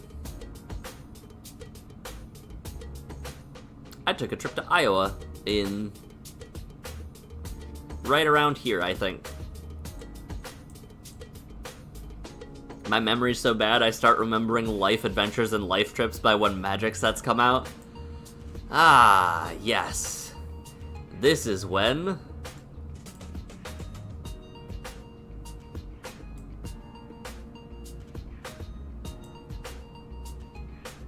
Hold on a second. I need to check something else, something separate.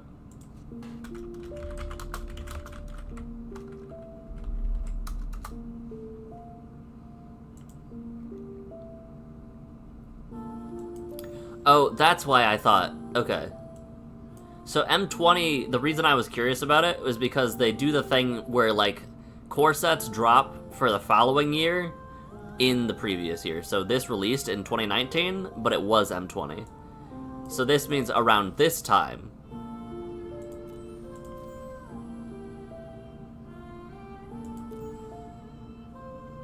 Yeah, there are those release dates. Oh, it has... I just noticed the release dates.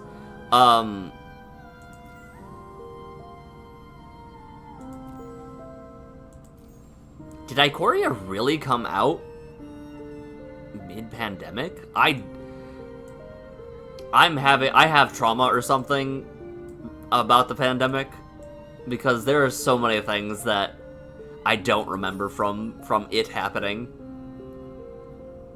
For example, I failed a class in college that I didn't remember I failed or found out I failed until halfway through the next semester.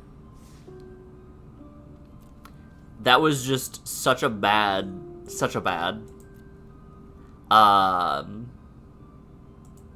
It was a crazy period of time.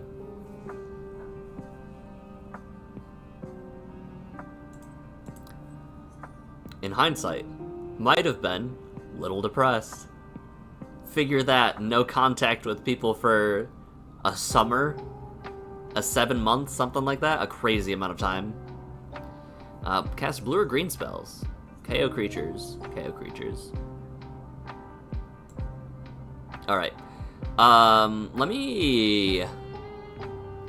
There was so much that went wild that year. I have a paper Toph deck. I don't think I will build Toph. This is funny. I will consider it. But I think we're gonna do Iroh lessons. I think that's what we're gonna do next Monday. Okay. That out of the way. Let's do our dailies and just kind of jam. Cast blue or green spells so we can rock our Bat Yuna. Yuna gonna see this coming.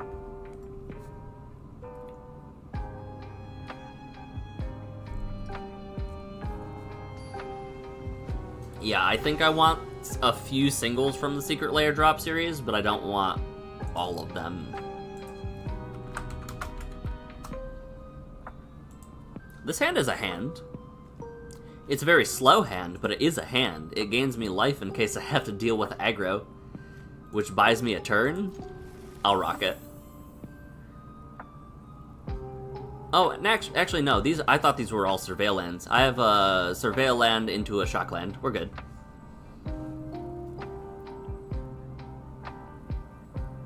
What a crazy period of time. I can't get off of, Oh, no.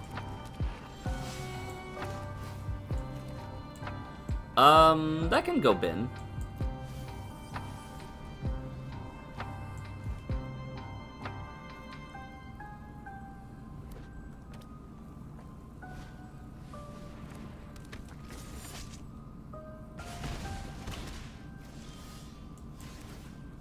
Yep, on my body.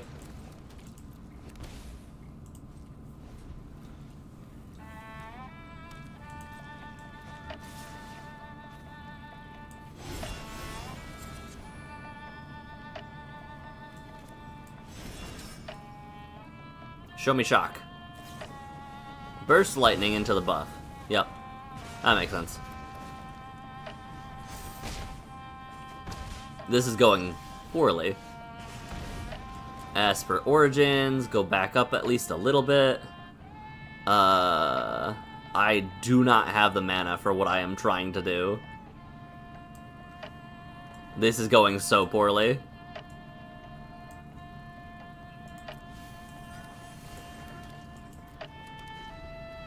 I just realized I'm dead.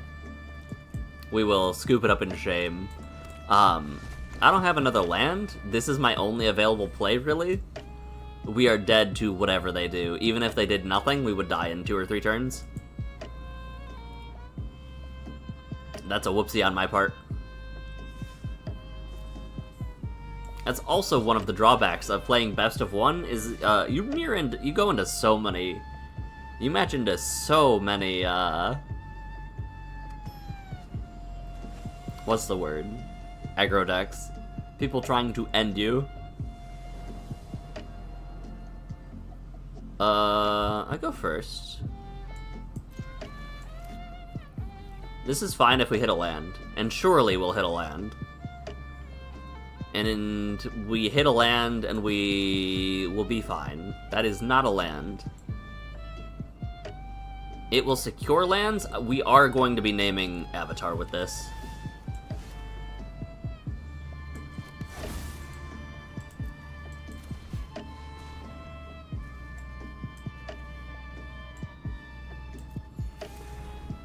Actually, that's huge. Name Avatar on one, name Human on the other, and we are off to the races. Human.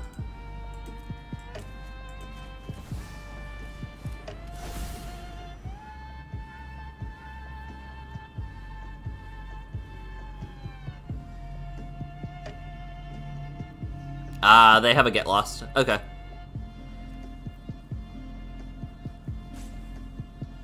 Interesting. I was like, why is it pausing? They couldn't counter it. This just entered. Oh, right. This does say enchantment, doesn't it?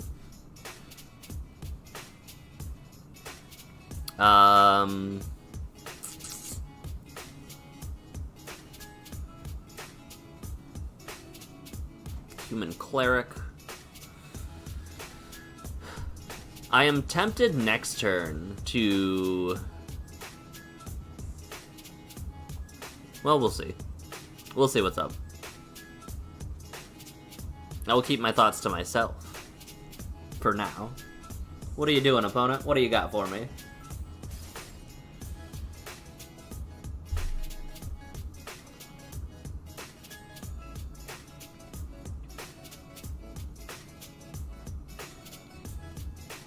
You are working with... only 2 mana. I guess I do have 4 mana because I ramped. So if they have a land drop, it would be fine.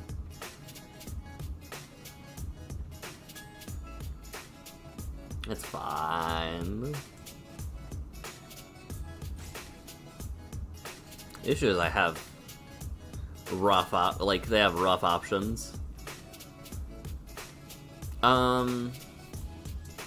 I'm over here trying to think of what my best play is, though.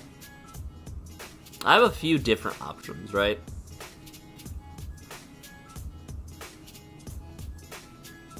If they're even here. Because, like, there's Fenrir, which is great. There's Origins, which can surveil to and maybe find a land. That's tough.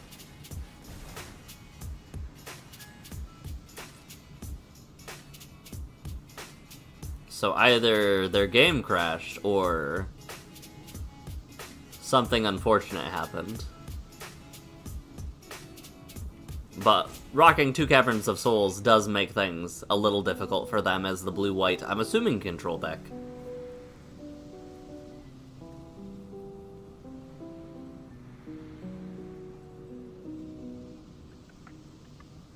Technically, I think... An argument could be made for Fenrir, but I'll take 3 looks at a land instead of... I'll take 3 looks at a land instead of casting out this doggo. What a great non-game. That's one where if they pulled me afterwards, I would say, no, I did not have fun, because I didn't play Magic. I just set cards down on a table, and... That was more solitaire than anything else, and not even the fun kind where I'm comboing. It's solitaire with like a laggy 98 Windows, just an old computer. They go first. This is a terrible hand. Mulligan. Better. Bottom. Bottom?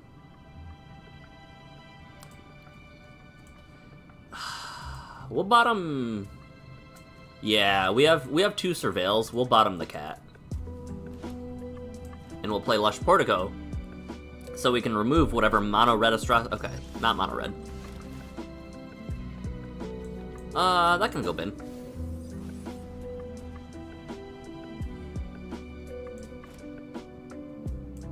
I put a Roiling Dragonstorm into my graveyard, opponent. And what do they take here is a great question. Because, like, I've got Fenrir. They take the removal. Okay.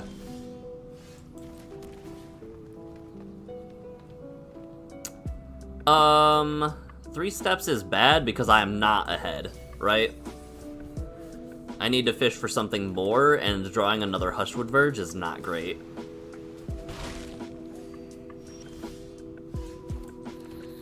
Cast Fenrir.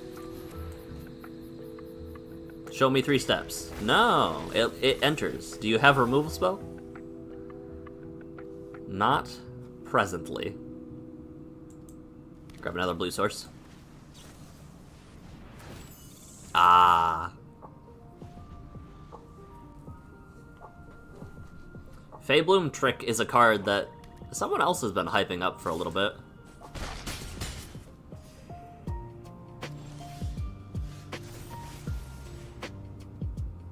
Let's see. Will you let me?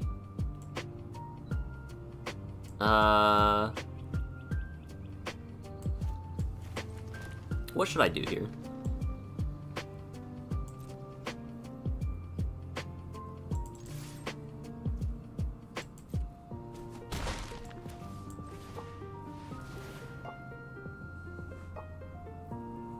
I think they have a counterspell that they didn't want to use on the dog.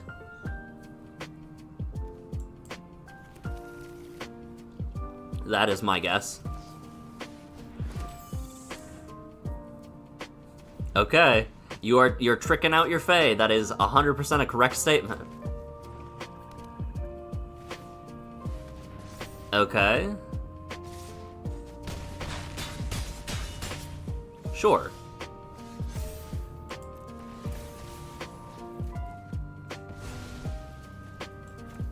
I'll cast Yuna. I'll gain some of that life back.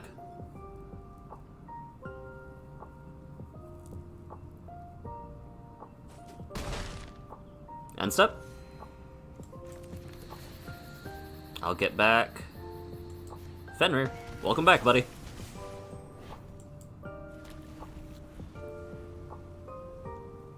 Four, 5, 6, 7, 8. If they can tap down... Yeah, I was gonna say, like, if they can tap down both things, sure, but... They're only presenting 5, and I do have lifelink. And I have a second Yuna on backup. I think they just ran out of steam with their Feybloom. Out of steam or out of mana? They needed a 6 mana for a board wipe, like a Singularity Rupture or something. But... yeah...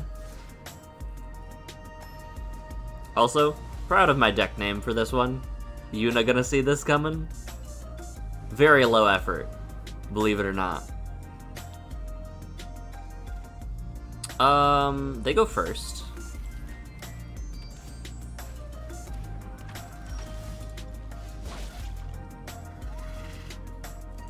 Let's prep. Exile up to one target card from a graveyard. Alright, well that has to stay on top now. Got it.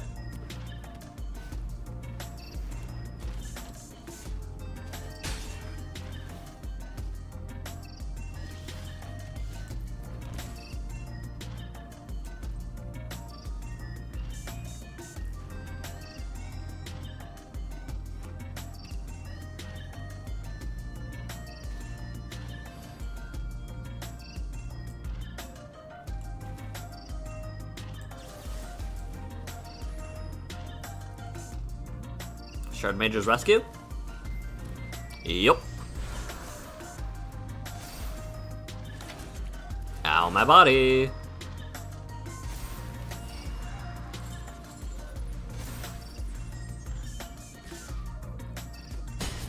I'm down to 10.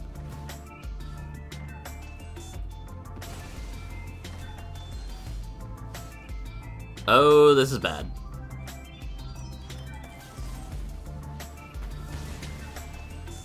This is very bad.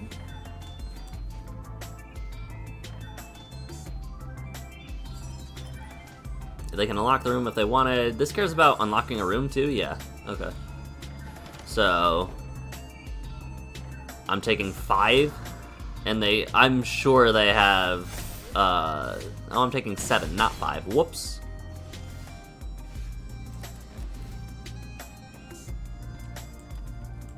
That's not gonna help me.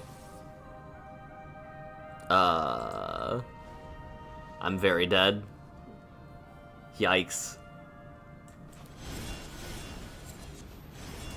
Good game.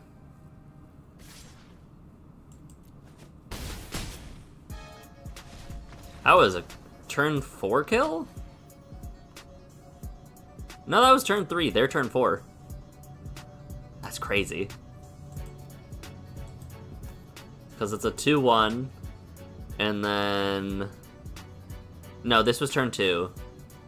Then turn 3, they had the protection. Turn 4. Turn 4 kill. Their turn 4, but turn 4 nonetheless.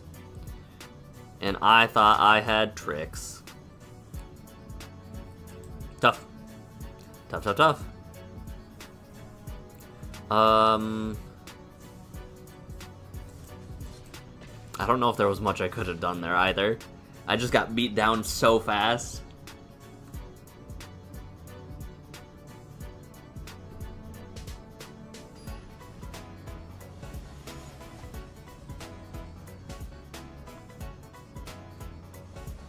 I'm just looking at Fire Lord Zuko, and I'm like, I don't know how... This is such a bad hand. We'll keep it. This is a terrible hand. Show me mono red aggro.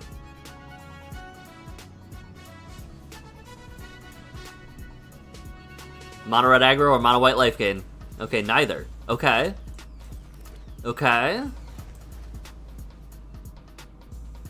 What are you doing? Spectral Sailor. Whoa. Whoa. This is where I hit him with the summon Fenrir out of nowhere.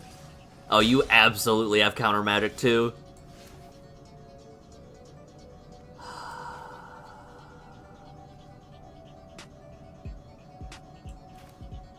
What is Fenrir? A wolf? Wolf. Uncounterable wolf.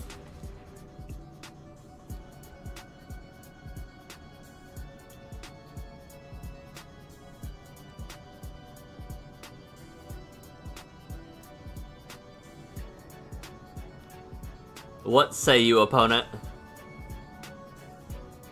Oh, I think they're trying to counter my spell and wondering why it's like, hey, are you sure about that? Are you sure you want to do that? I'll get a green source. I should have got a white source, honestly.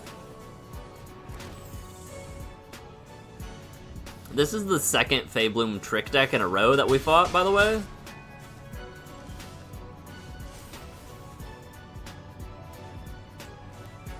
How do you feel about another wolf opponent?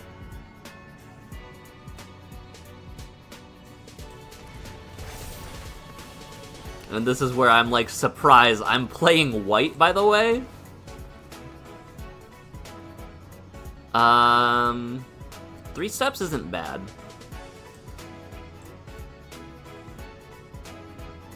Three steps is actually fine here.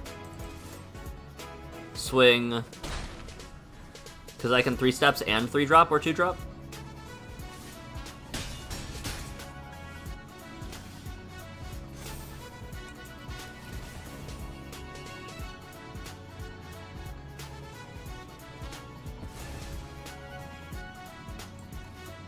And will impend, I think.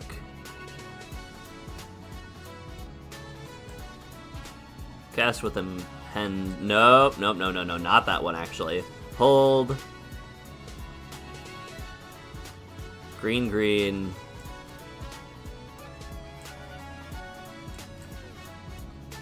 Yes. I almost messed up bad.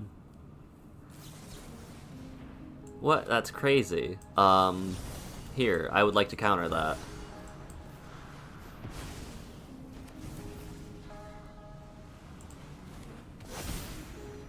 Anyway. I don't think... Am I winning this race, actually? I don't know. I guess I could do stuff on end step, right? They're fishing for a land or an answer. I think I'm winning this race. They found a land.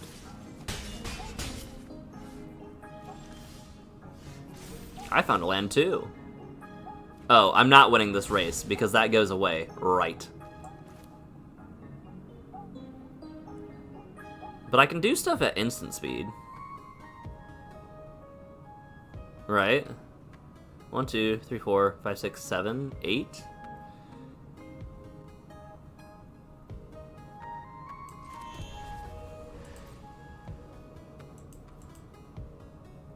I'll play on your end, my end step, I guess, opponent. That seems solid.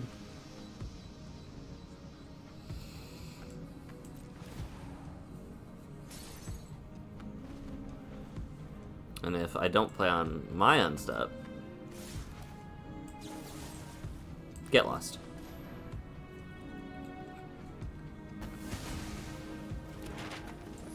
Pass to blocks. Pass to damage. Flash in.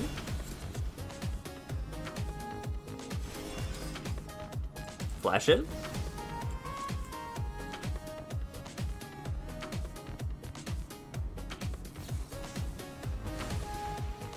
Yep. Ooh, what's the question? Do we think they have another Long Rivers pull?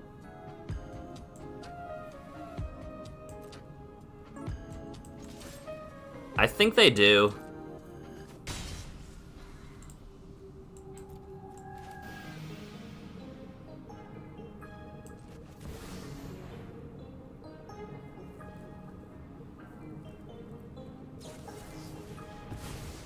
Yep. Now we can do this. And find some answers, maybe. There's a get lost. Discard 1, play this tapped, pass the turn.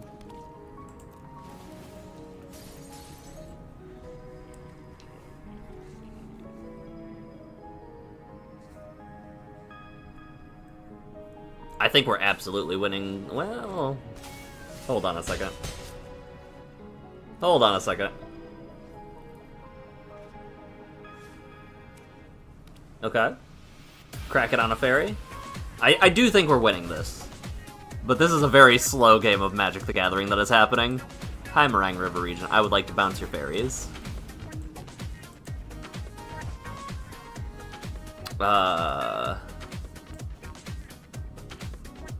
Play Floodlord?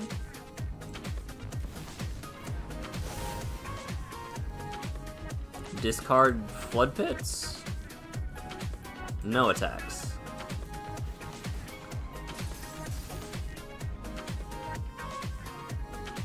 This is where they show me their own Meringue River Regent.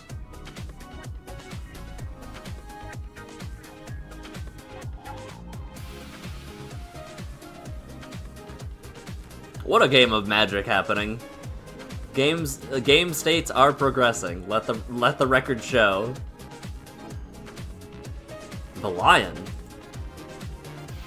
What? What? Hydro Man? For why?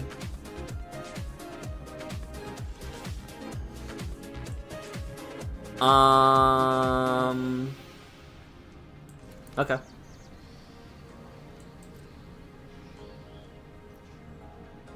Fabloom Trick? Show me Fabloom Trick. Flood Pits Drowner. Okay. Tap down my Regent. Okay.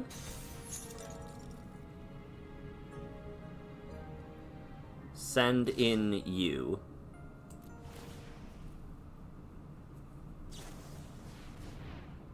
Okay.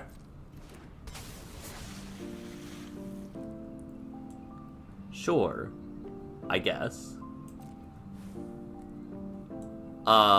That's good for me, right? I'm still attacking.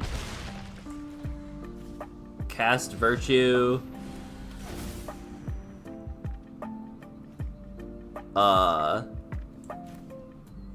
Mess up because I coil and catched. Discard you? I think auto tapper. No, I had to tap that way. Okay.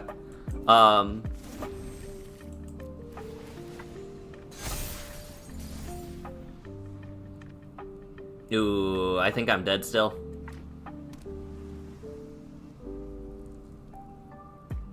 I'm actually just dead still. Good game. Yeah.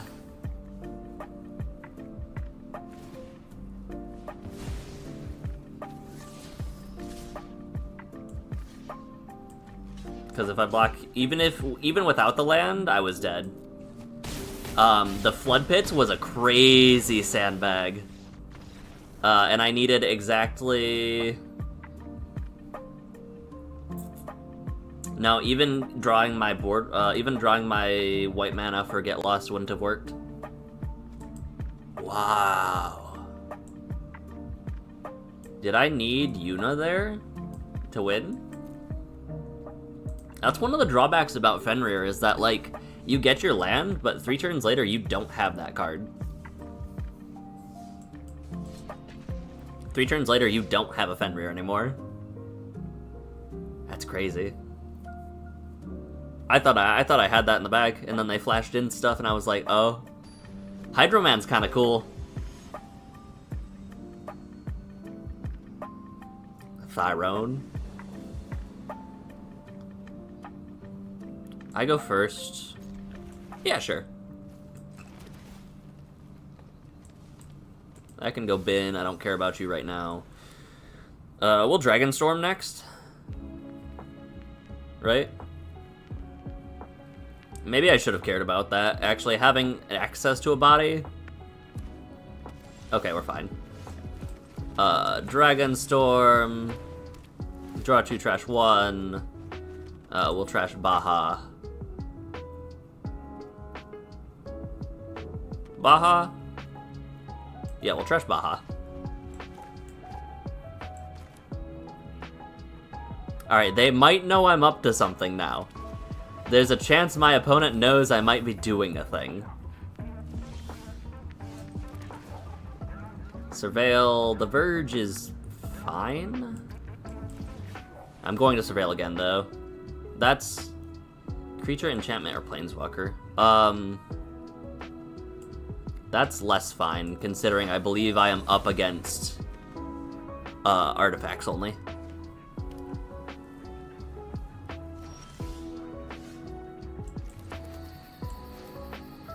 I'll cast this. Show me Counterspell. Spell Pierce. Okay.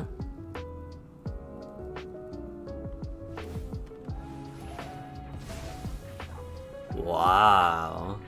So they wouldn't have been able to Spell Pierce even if I waited until they did something. United Battlefront, find your guys. You found a Braided Net. Braided Net is not the other spell. Well, I would like a Bahamut. That seems good.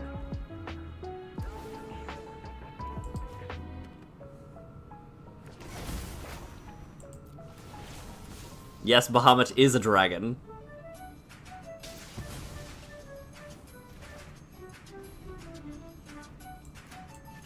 That's actually what clued me in on Roiling Dragonstorm and why I'm running Coil and Catch as well. Okay. They're kind of on the back foot, though. Like, even if they have a board wipe, it's hard to deal with what I'm about to do.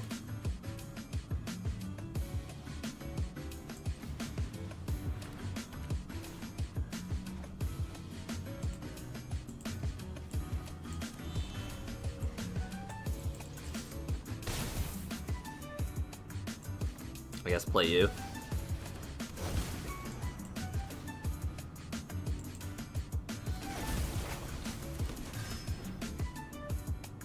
Like, are you rocking Exile effects, opponent? Because this is very difficult to deal with. Show me United Battlefront into the nut draw, though, and then we might just lose. Pinnacle Starcage. Okay. Yeah.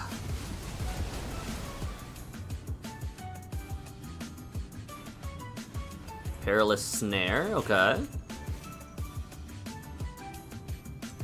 Yeah. Always have a backup plan.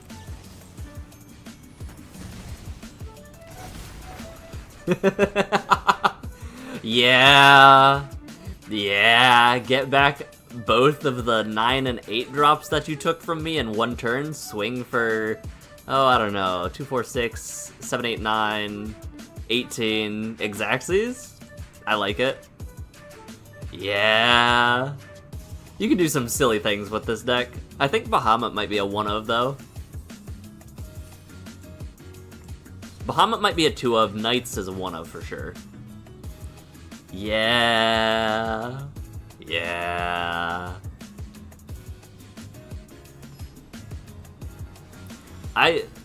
This deck is not... I don't think this deck is as good as Battlehawk is, like Teamer Battlehawk, but it's definitely fun. They go first. I have white spell, blue, or white card, blue card. Show me not removal from my Llanowar Elves.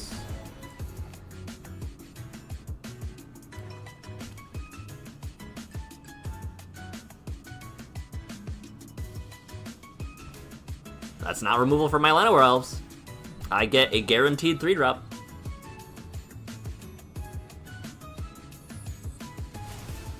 Oh? For why?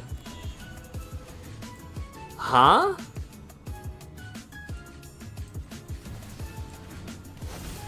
I'm so confused. Why did you take my 2-drop spell? I guess? Yeah, I've got a cat. You want my cat or my, dog? They could take River's Rebuke here, actually. If they're worried about me, dealing with things. They will swing with the bat. Okay. I don't have to worry about removal. I'll go ahead and say Avatar, though.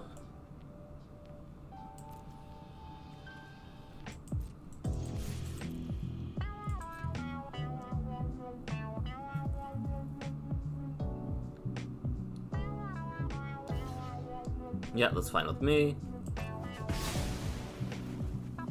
Because I'll play you and go get another land anyway. It will be a blue source? No, a green source to turn my Verges on. Both of them.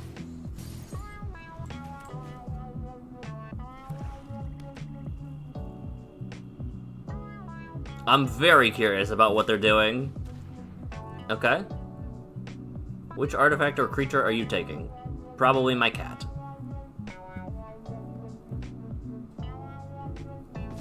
Yup. You have taken my cat.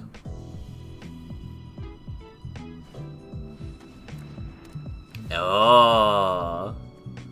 I will discard this non-land card, I think. That seems good to me.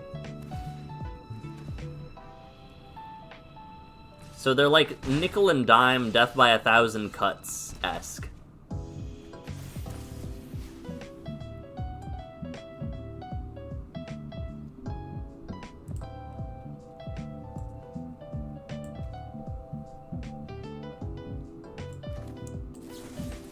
We'll Bovine into this.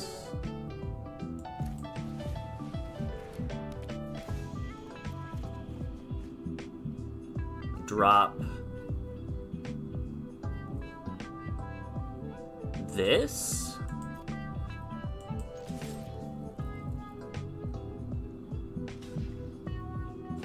See, it's the illusion of choice, because I was going to lose the dog anyway. I would much rather get rid of their 2/2.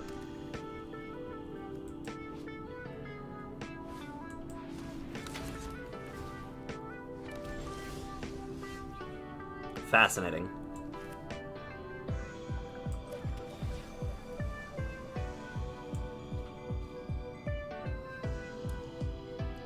Alright, what's the worst case scenario? They play another Demon Door, that's fine, right?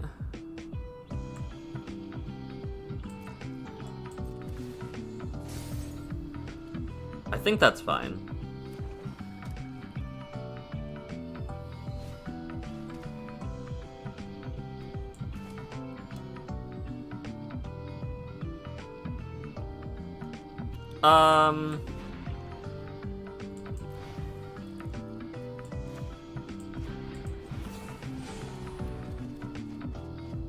discard a card, it'll be this forest.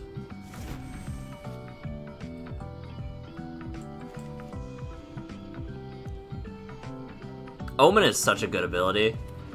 I know for sure that they have their door online if they want now. They can turn the Unholy Annex on, and I'm down to 8. But now they know I can also just get lost it. It probably is still worth it to them, though, right?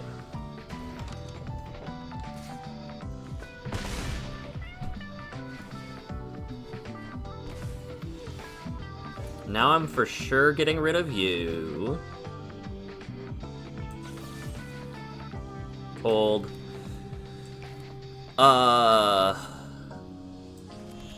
Because it's 6. 1, 2, 3, 4, 5, 6.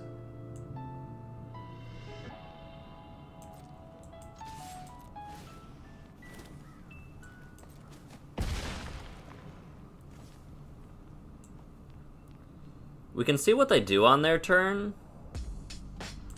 I think we final showdown though, right? 1, 2, 3, 4, 5, 6, 7.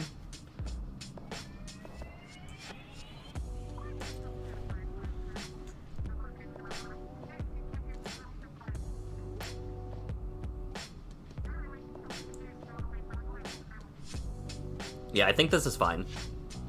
Unless it isn't. Sure.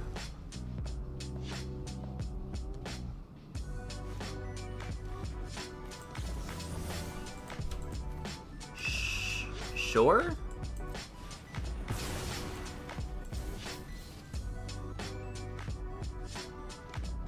I'm confused, but this is fine.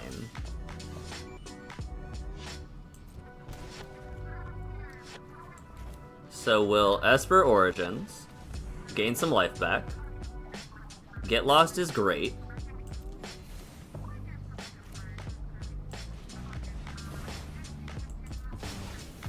Back up to 10. They're down to 11. I'll take a dragon. And we'll keep playing on the sidelines. I think we're winning, right? Exiles a creature they control and their graveyard. Sure, you can have my little guy.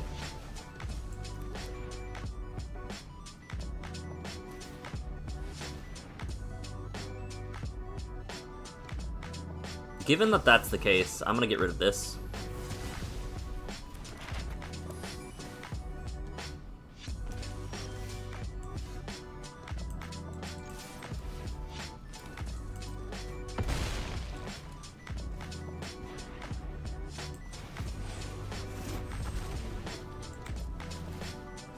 Bounce, bounce. Play you. Nah, we'll chill. Like, they're on the back foot. We don't need to do anything, really.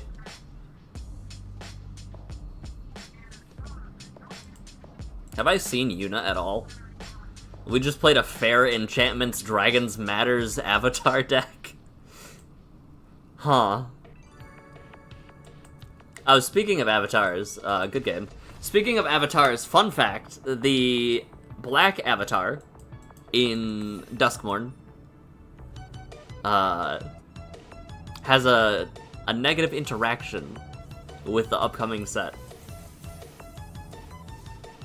Where did you go? Not you. Black. Mythic. Where'd you go? Overlord of the Baelmerk. When this permanent enters or attacks, mill 4 cards. Then you may return a non-avatar creature card or a planeswalker card from your graveyard to your hand. I just realized that said planeswalker as well. 2, you can't get any of Aang. You can't get any of the avatar Aangs. Because they're avatars. It's a very funny non-bow. So that is something worth noting, I guess. I forgot that the Infinity Stone is a card in Standard at this point in time. There's a lot of really cool black cards. Velgavoth, Virtue. I'm partial to Lily. Bloodletter of Aclazotz is hot. Look at that. Look at that vampire demon. That's definitely got bat features. Beseech is hotness. Sephiroth. There's so many cool cards. This card's sick. Trample 5/5. I was trying at one point to build a deck around this, plus Sasur Secundi, plus the Bone Mancer, which is a rare, actually. Yeah, Juafit Osteoharmonist.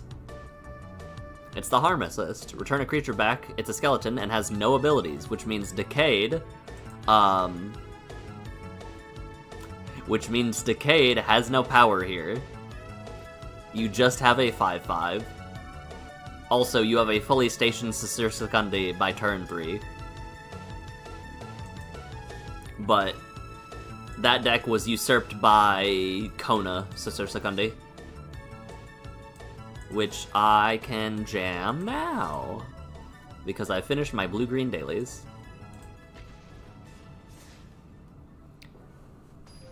Kona's a cool commander, or a cool creature too. Not even commander, because I like having access to multiple colors.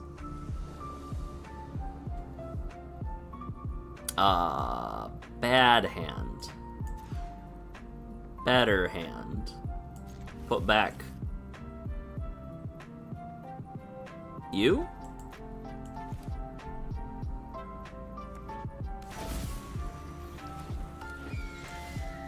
Okay. I cannot wait to take something with my bat. They're running Bird? What is this? Show me a second, healers. What is this? Oh, they're running Bird. Got it.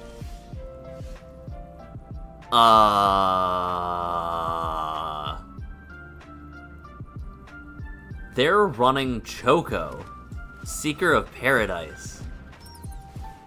Really? Target creature gains hexproof, target creature gains hexproof.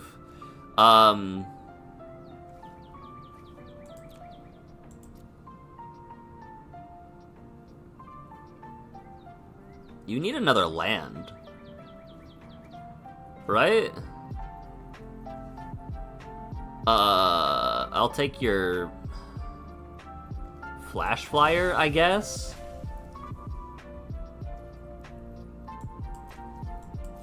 I feel silly for not playing my Knight. How foolish of me. Yeah, no blocks. Let's gum up the board. They found a land.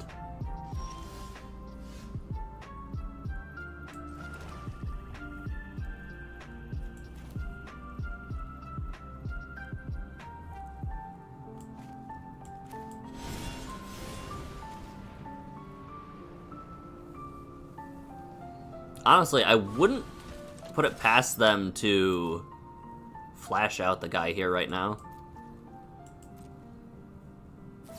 Yeah.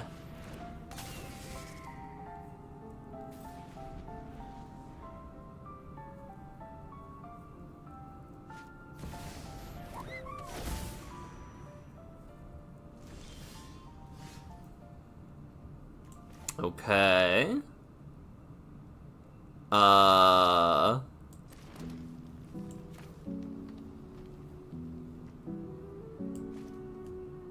What does this say? Search for a land card, put it on the battlefield tapped, do a thing.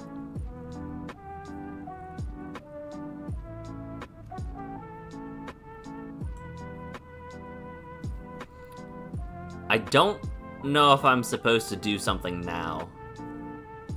I think I have to.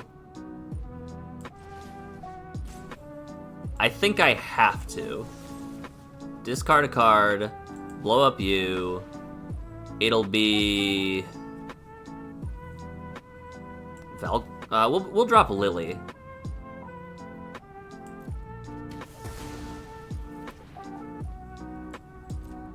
No attacks. You're still 3 birds off. No flash. Because that's also first main phase, so they could flash this bird in. That's kind of cute. That you could flash the bird in to have 4. Mockingbird X is 1.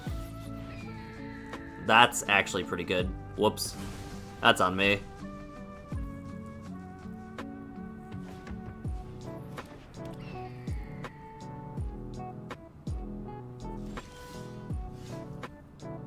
Yeah, I made a mistake. I made a really bad mistake.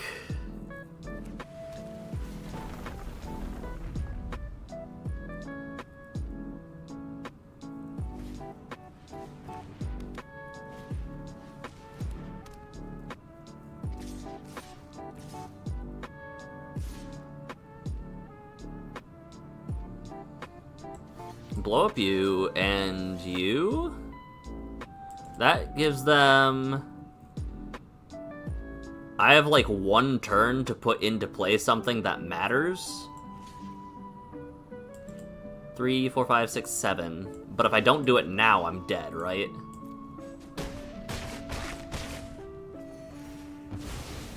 Give me Kona. Right now. That's not Kona. That's awkward. That's also not Kona.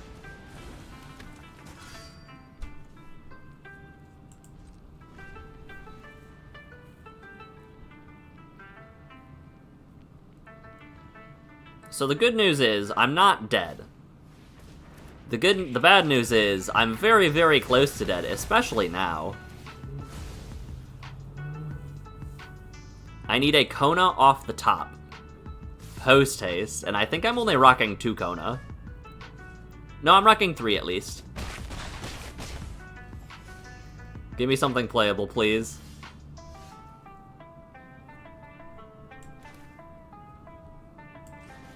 Here comes the flash in.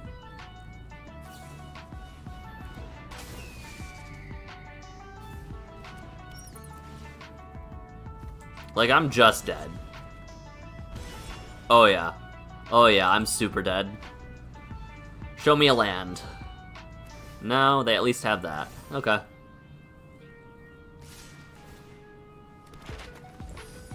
I have to block here. I think I'm still just dead, though. That looks like 8 to me. It was 9. Yeah. That was just a side effect of not having lands, not having enough cheats and ways to cheat in my 6 drops or greater.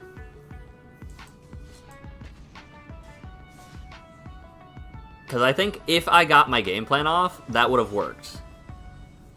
They couldn't have dealt with Vel'Gavoth easily. They would have had to pay a ward cost. I go first. Okay. What's your game plan, opponent? Control. Look at the top X cards, put 1 into hand. I'll grab Secundi. Why not?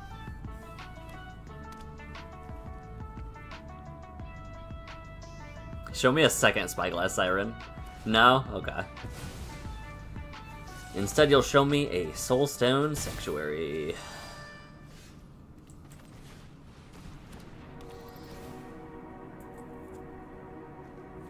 Preacher Bats. So they can...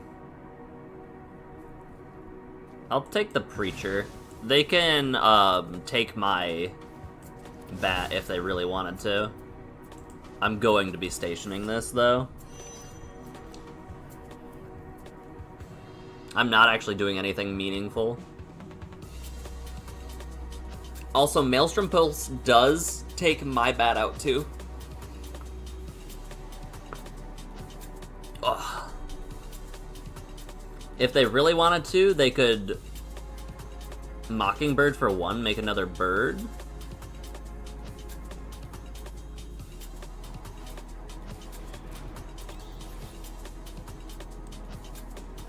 Alright, top deck of the century, right here, right now, Kona. please. I'm begging you. Please. Yeah, Maelstrom Pulse makes sense. They definitely intend to Mockingbird then. I think they're gonna Mockingbird their bat, actually. At the risk of them knowing what my whole hand is. That's fine.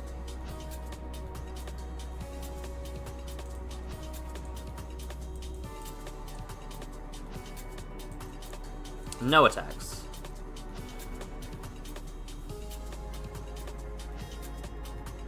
If I block their bat with my bat, and they use like a Bitter Triumph or something on it, that's a win for me, so.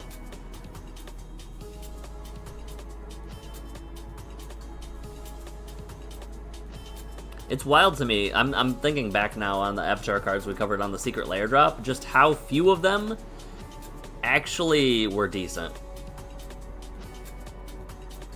That's just a crazy thing to me.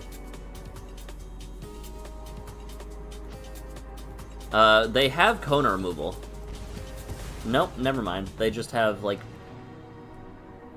Bitter Triumph or whatever now. Or they use Bitter Triumph more specifically, so I have 2 mystery cards that I have to account for, but...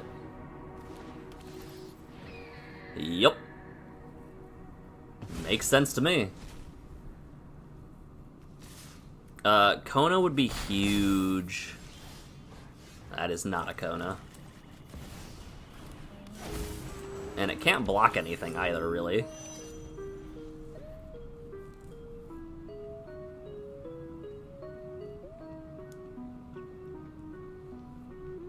Maybe I should play more fair cards. Maybe I should play, like, a few 5-drops. I have the Gitrog, but, like, a few more 5-drops. Hi, Preacher. Given the board state, we yeet Bat with Odin. Oh. I see.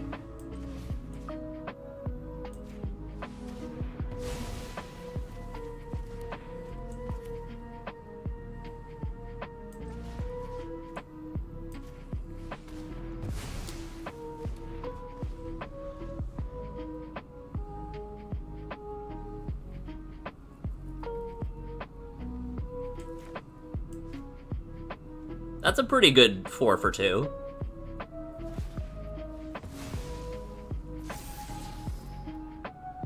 That makes me know that I have to watch out for... Okay. I can't play Lily into that then. But I can play Vaultborn? Right? I can't play Vaultborn. I have to play Odin. Show me Counterspell.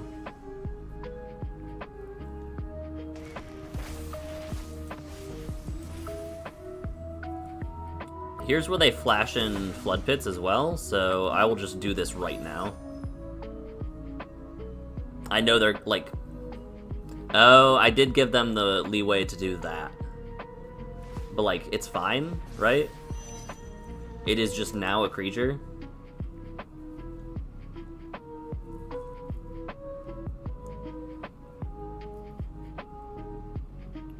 And they're down a land if they don't use Bitter Triumph, is the other thing, right? Free swing, that makes sense. Show me... Straight to combat.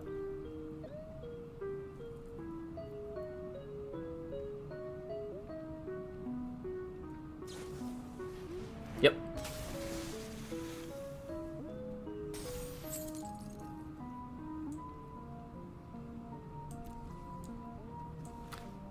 This is fine still. Yeah, this is fine still.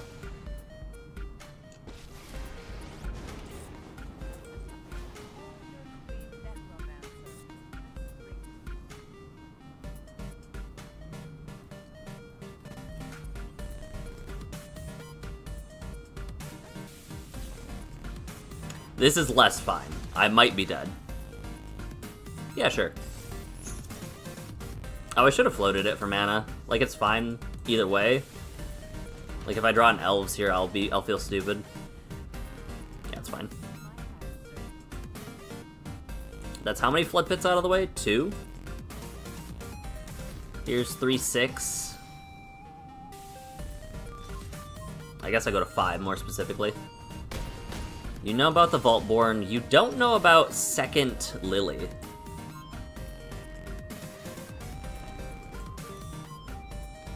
Which is kind of huge.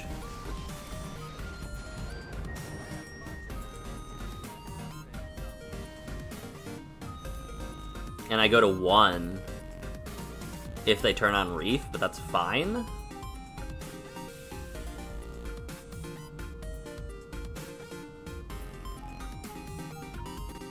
Oh wait, don't they need a land to turn on Reef? They do. Yeah, okay.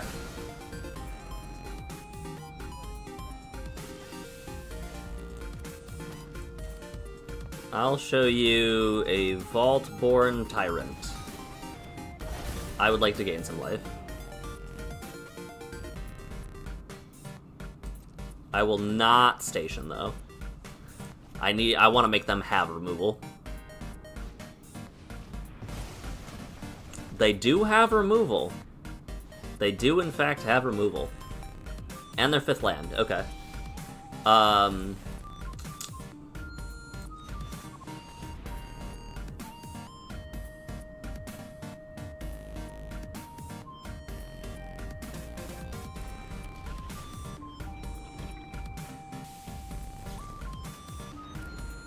That's kinda hot. They Tidebindered my Rune-Scarred Demon. That's some crazy stuff. I'm absolutely gonna block that. Thank you for milling some great cards. I did not want any of those. Alright, well, Bats, see what you've got. Kaito's gotta go. And given that, 2, 4, 6, we can do one of you. You.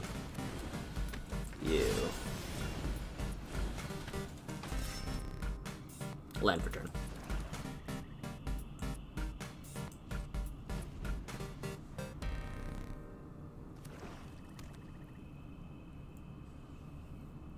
If they turn on...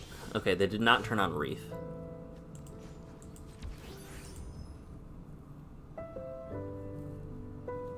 It's 2 life for this, so I do have to worry about that.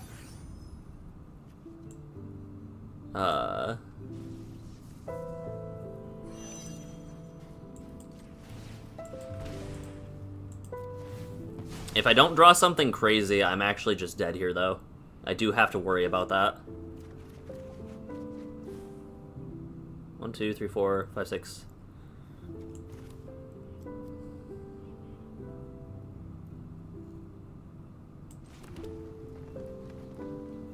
How many cards are left in my deck? So 1, 2. Okay, this is weird, but we're gonna live.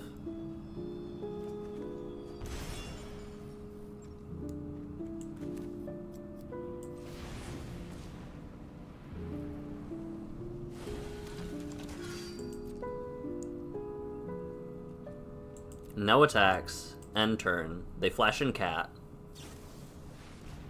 Yup. Before they have removal, I'll discard a card to pop Cat.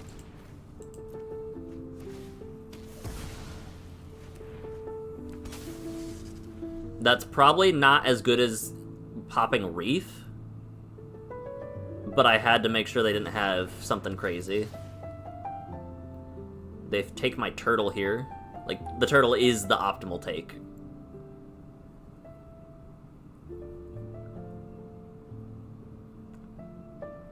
You have to take the turtle, otherwise I just am fine. Yep. They have to... If they swing Tidebinder, I'm forced to block.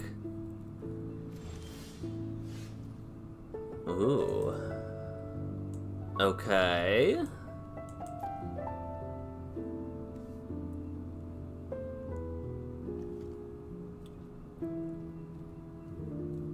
We're in a weird spot now.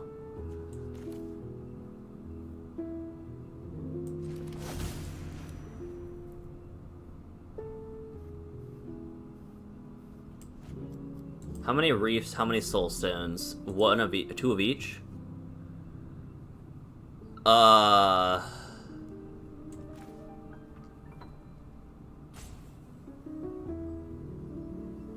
Let's take their... Oh, this is so weird. Oh, but then they have Kaito. Okay, no, we're not gonna cover up. We're just gonna do this.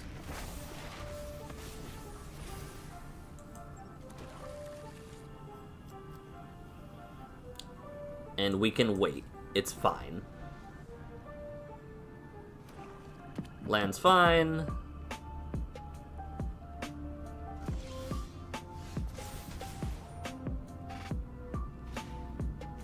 Legitimately, I don't think I should do this, by the way. This is a bad idea.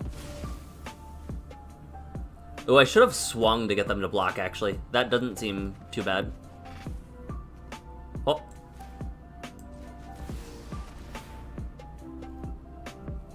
Ten. How do you feel, opponent?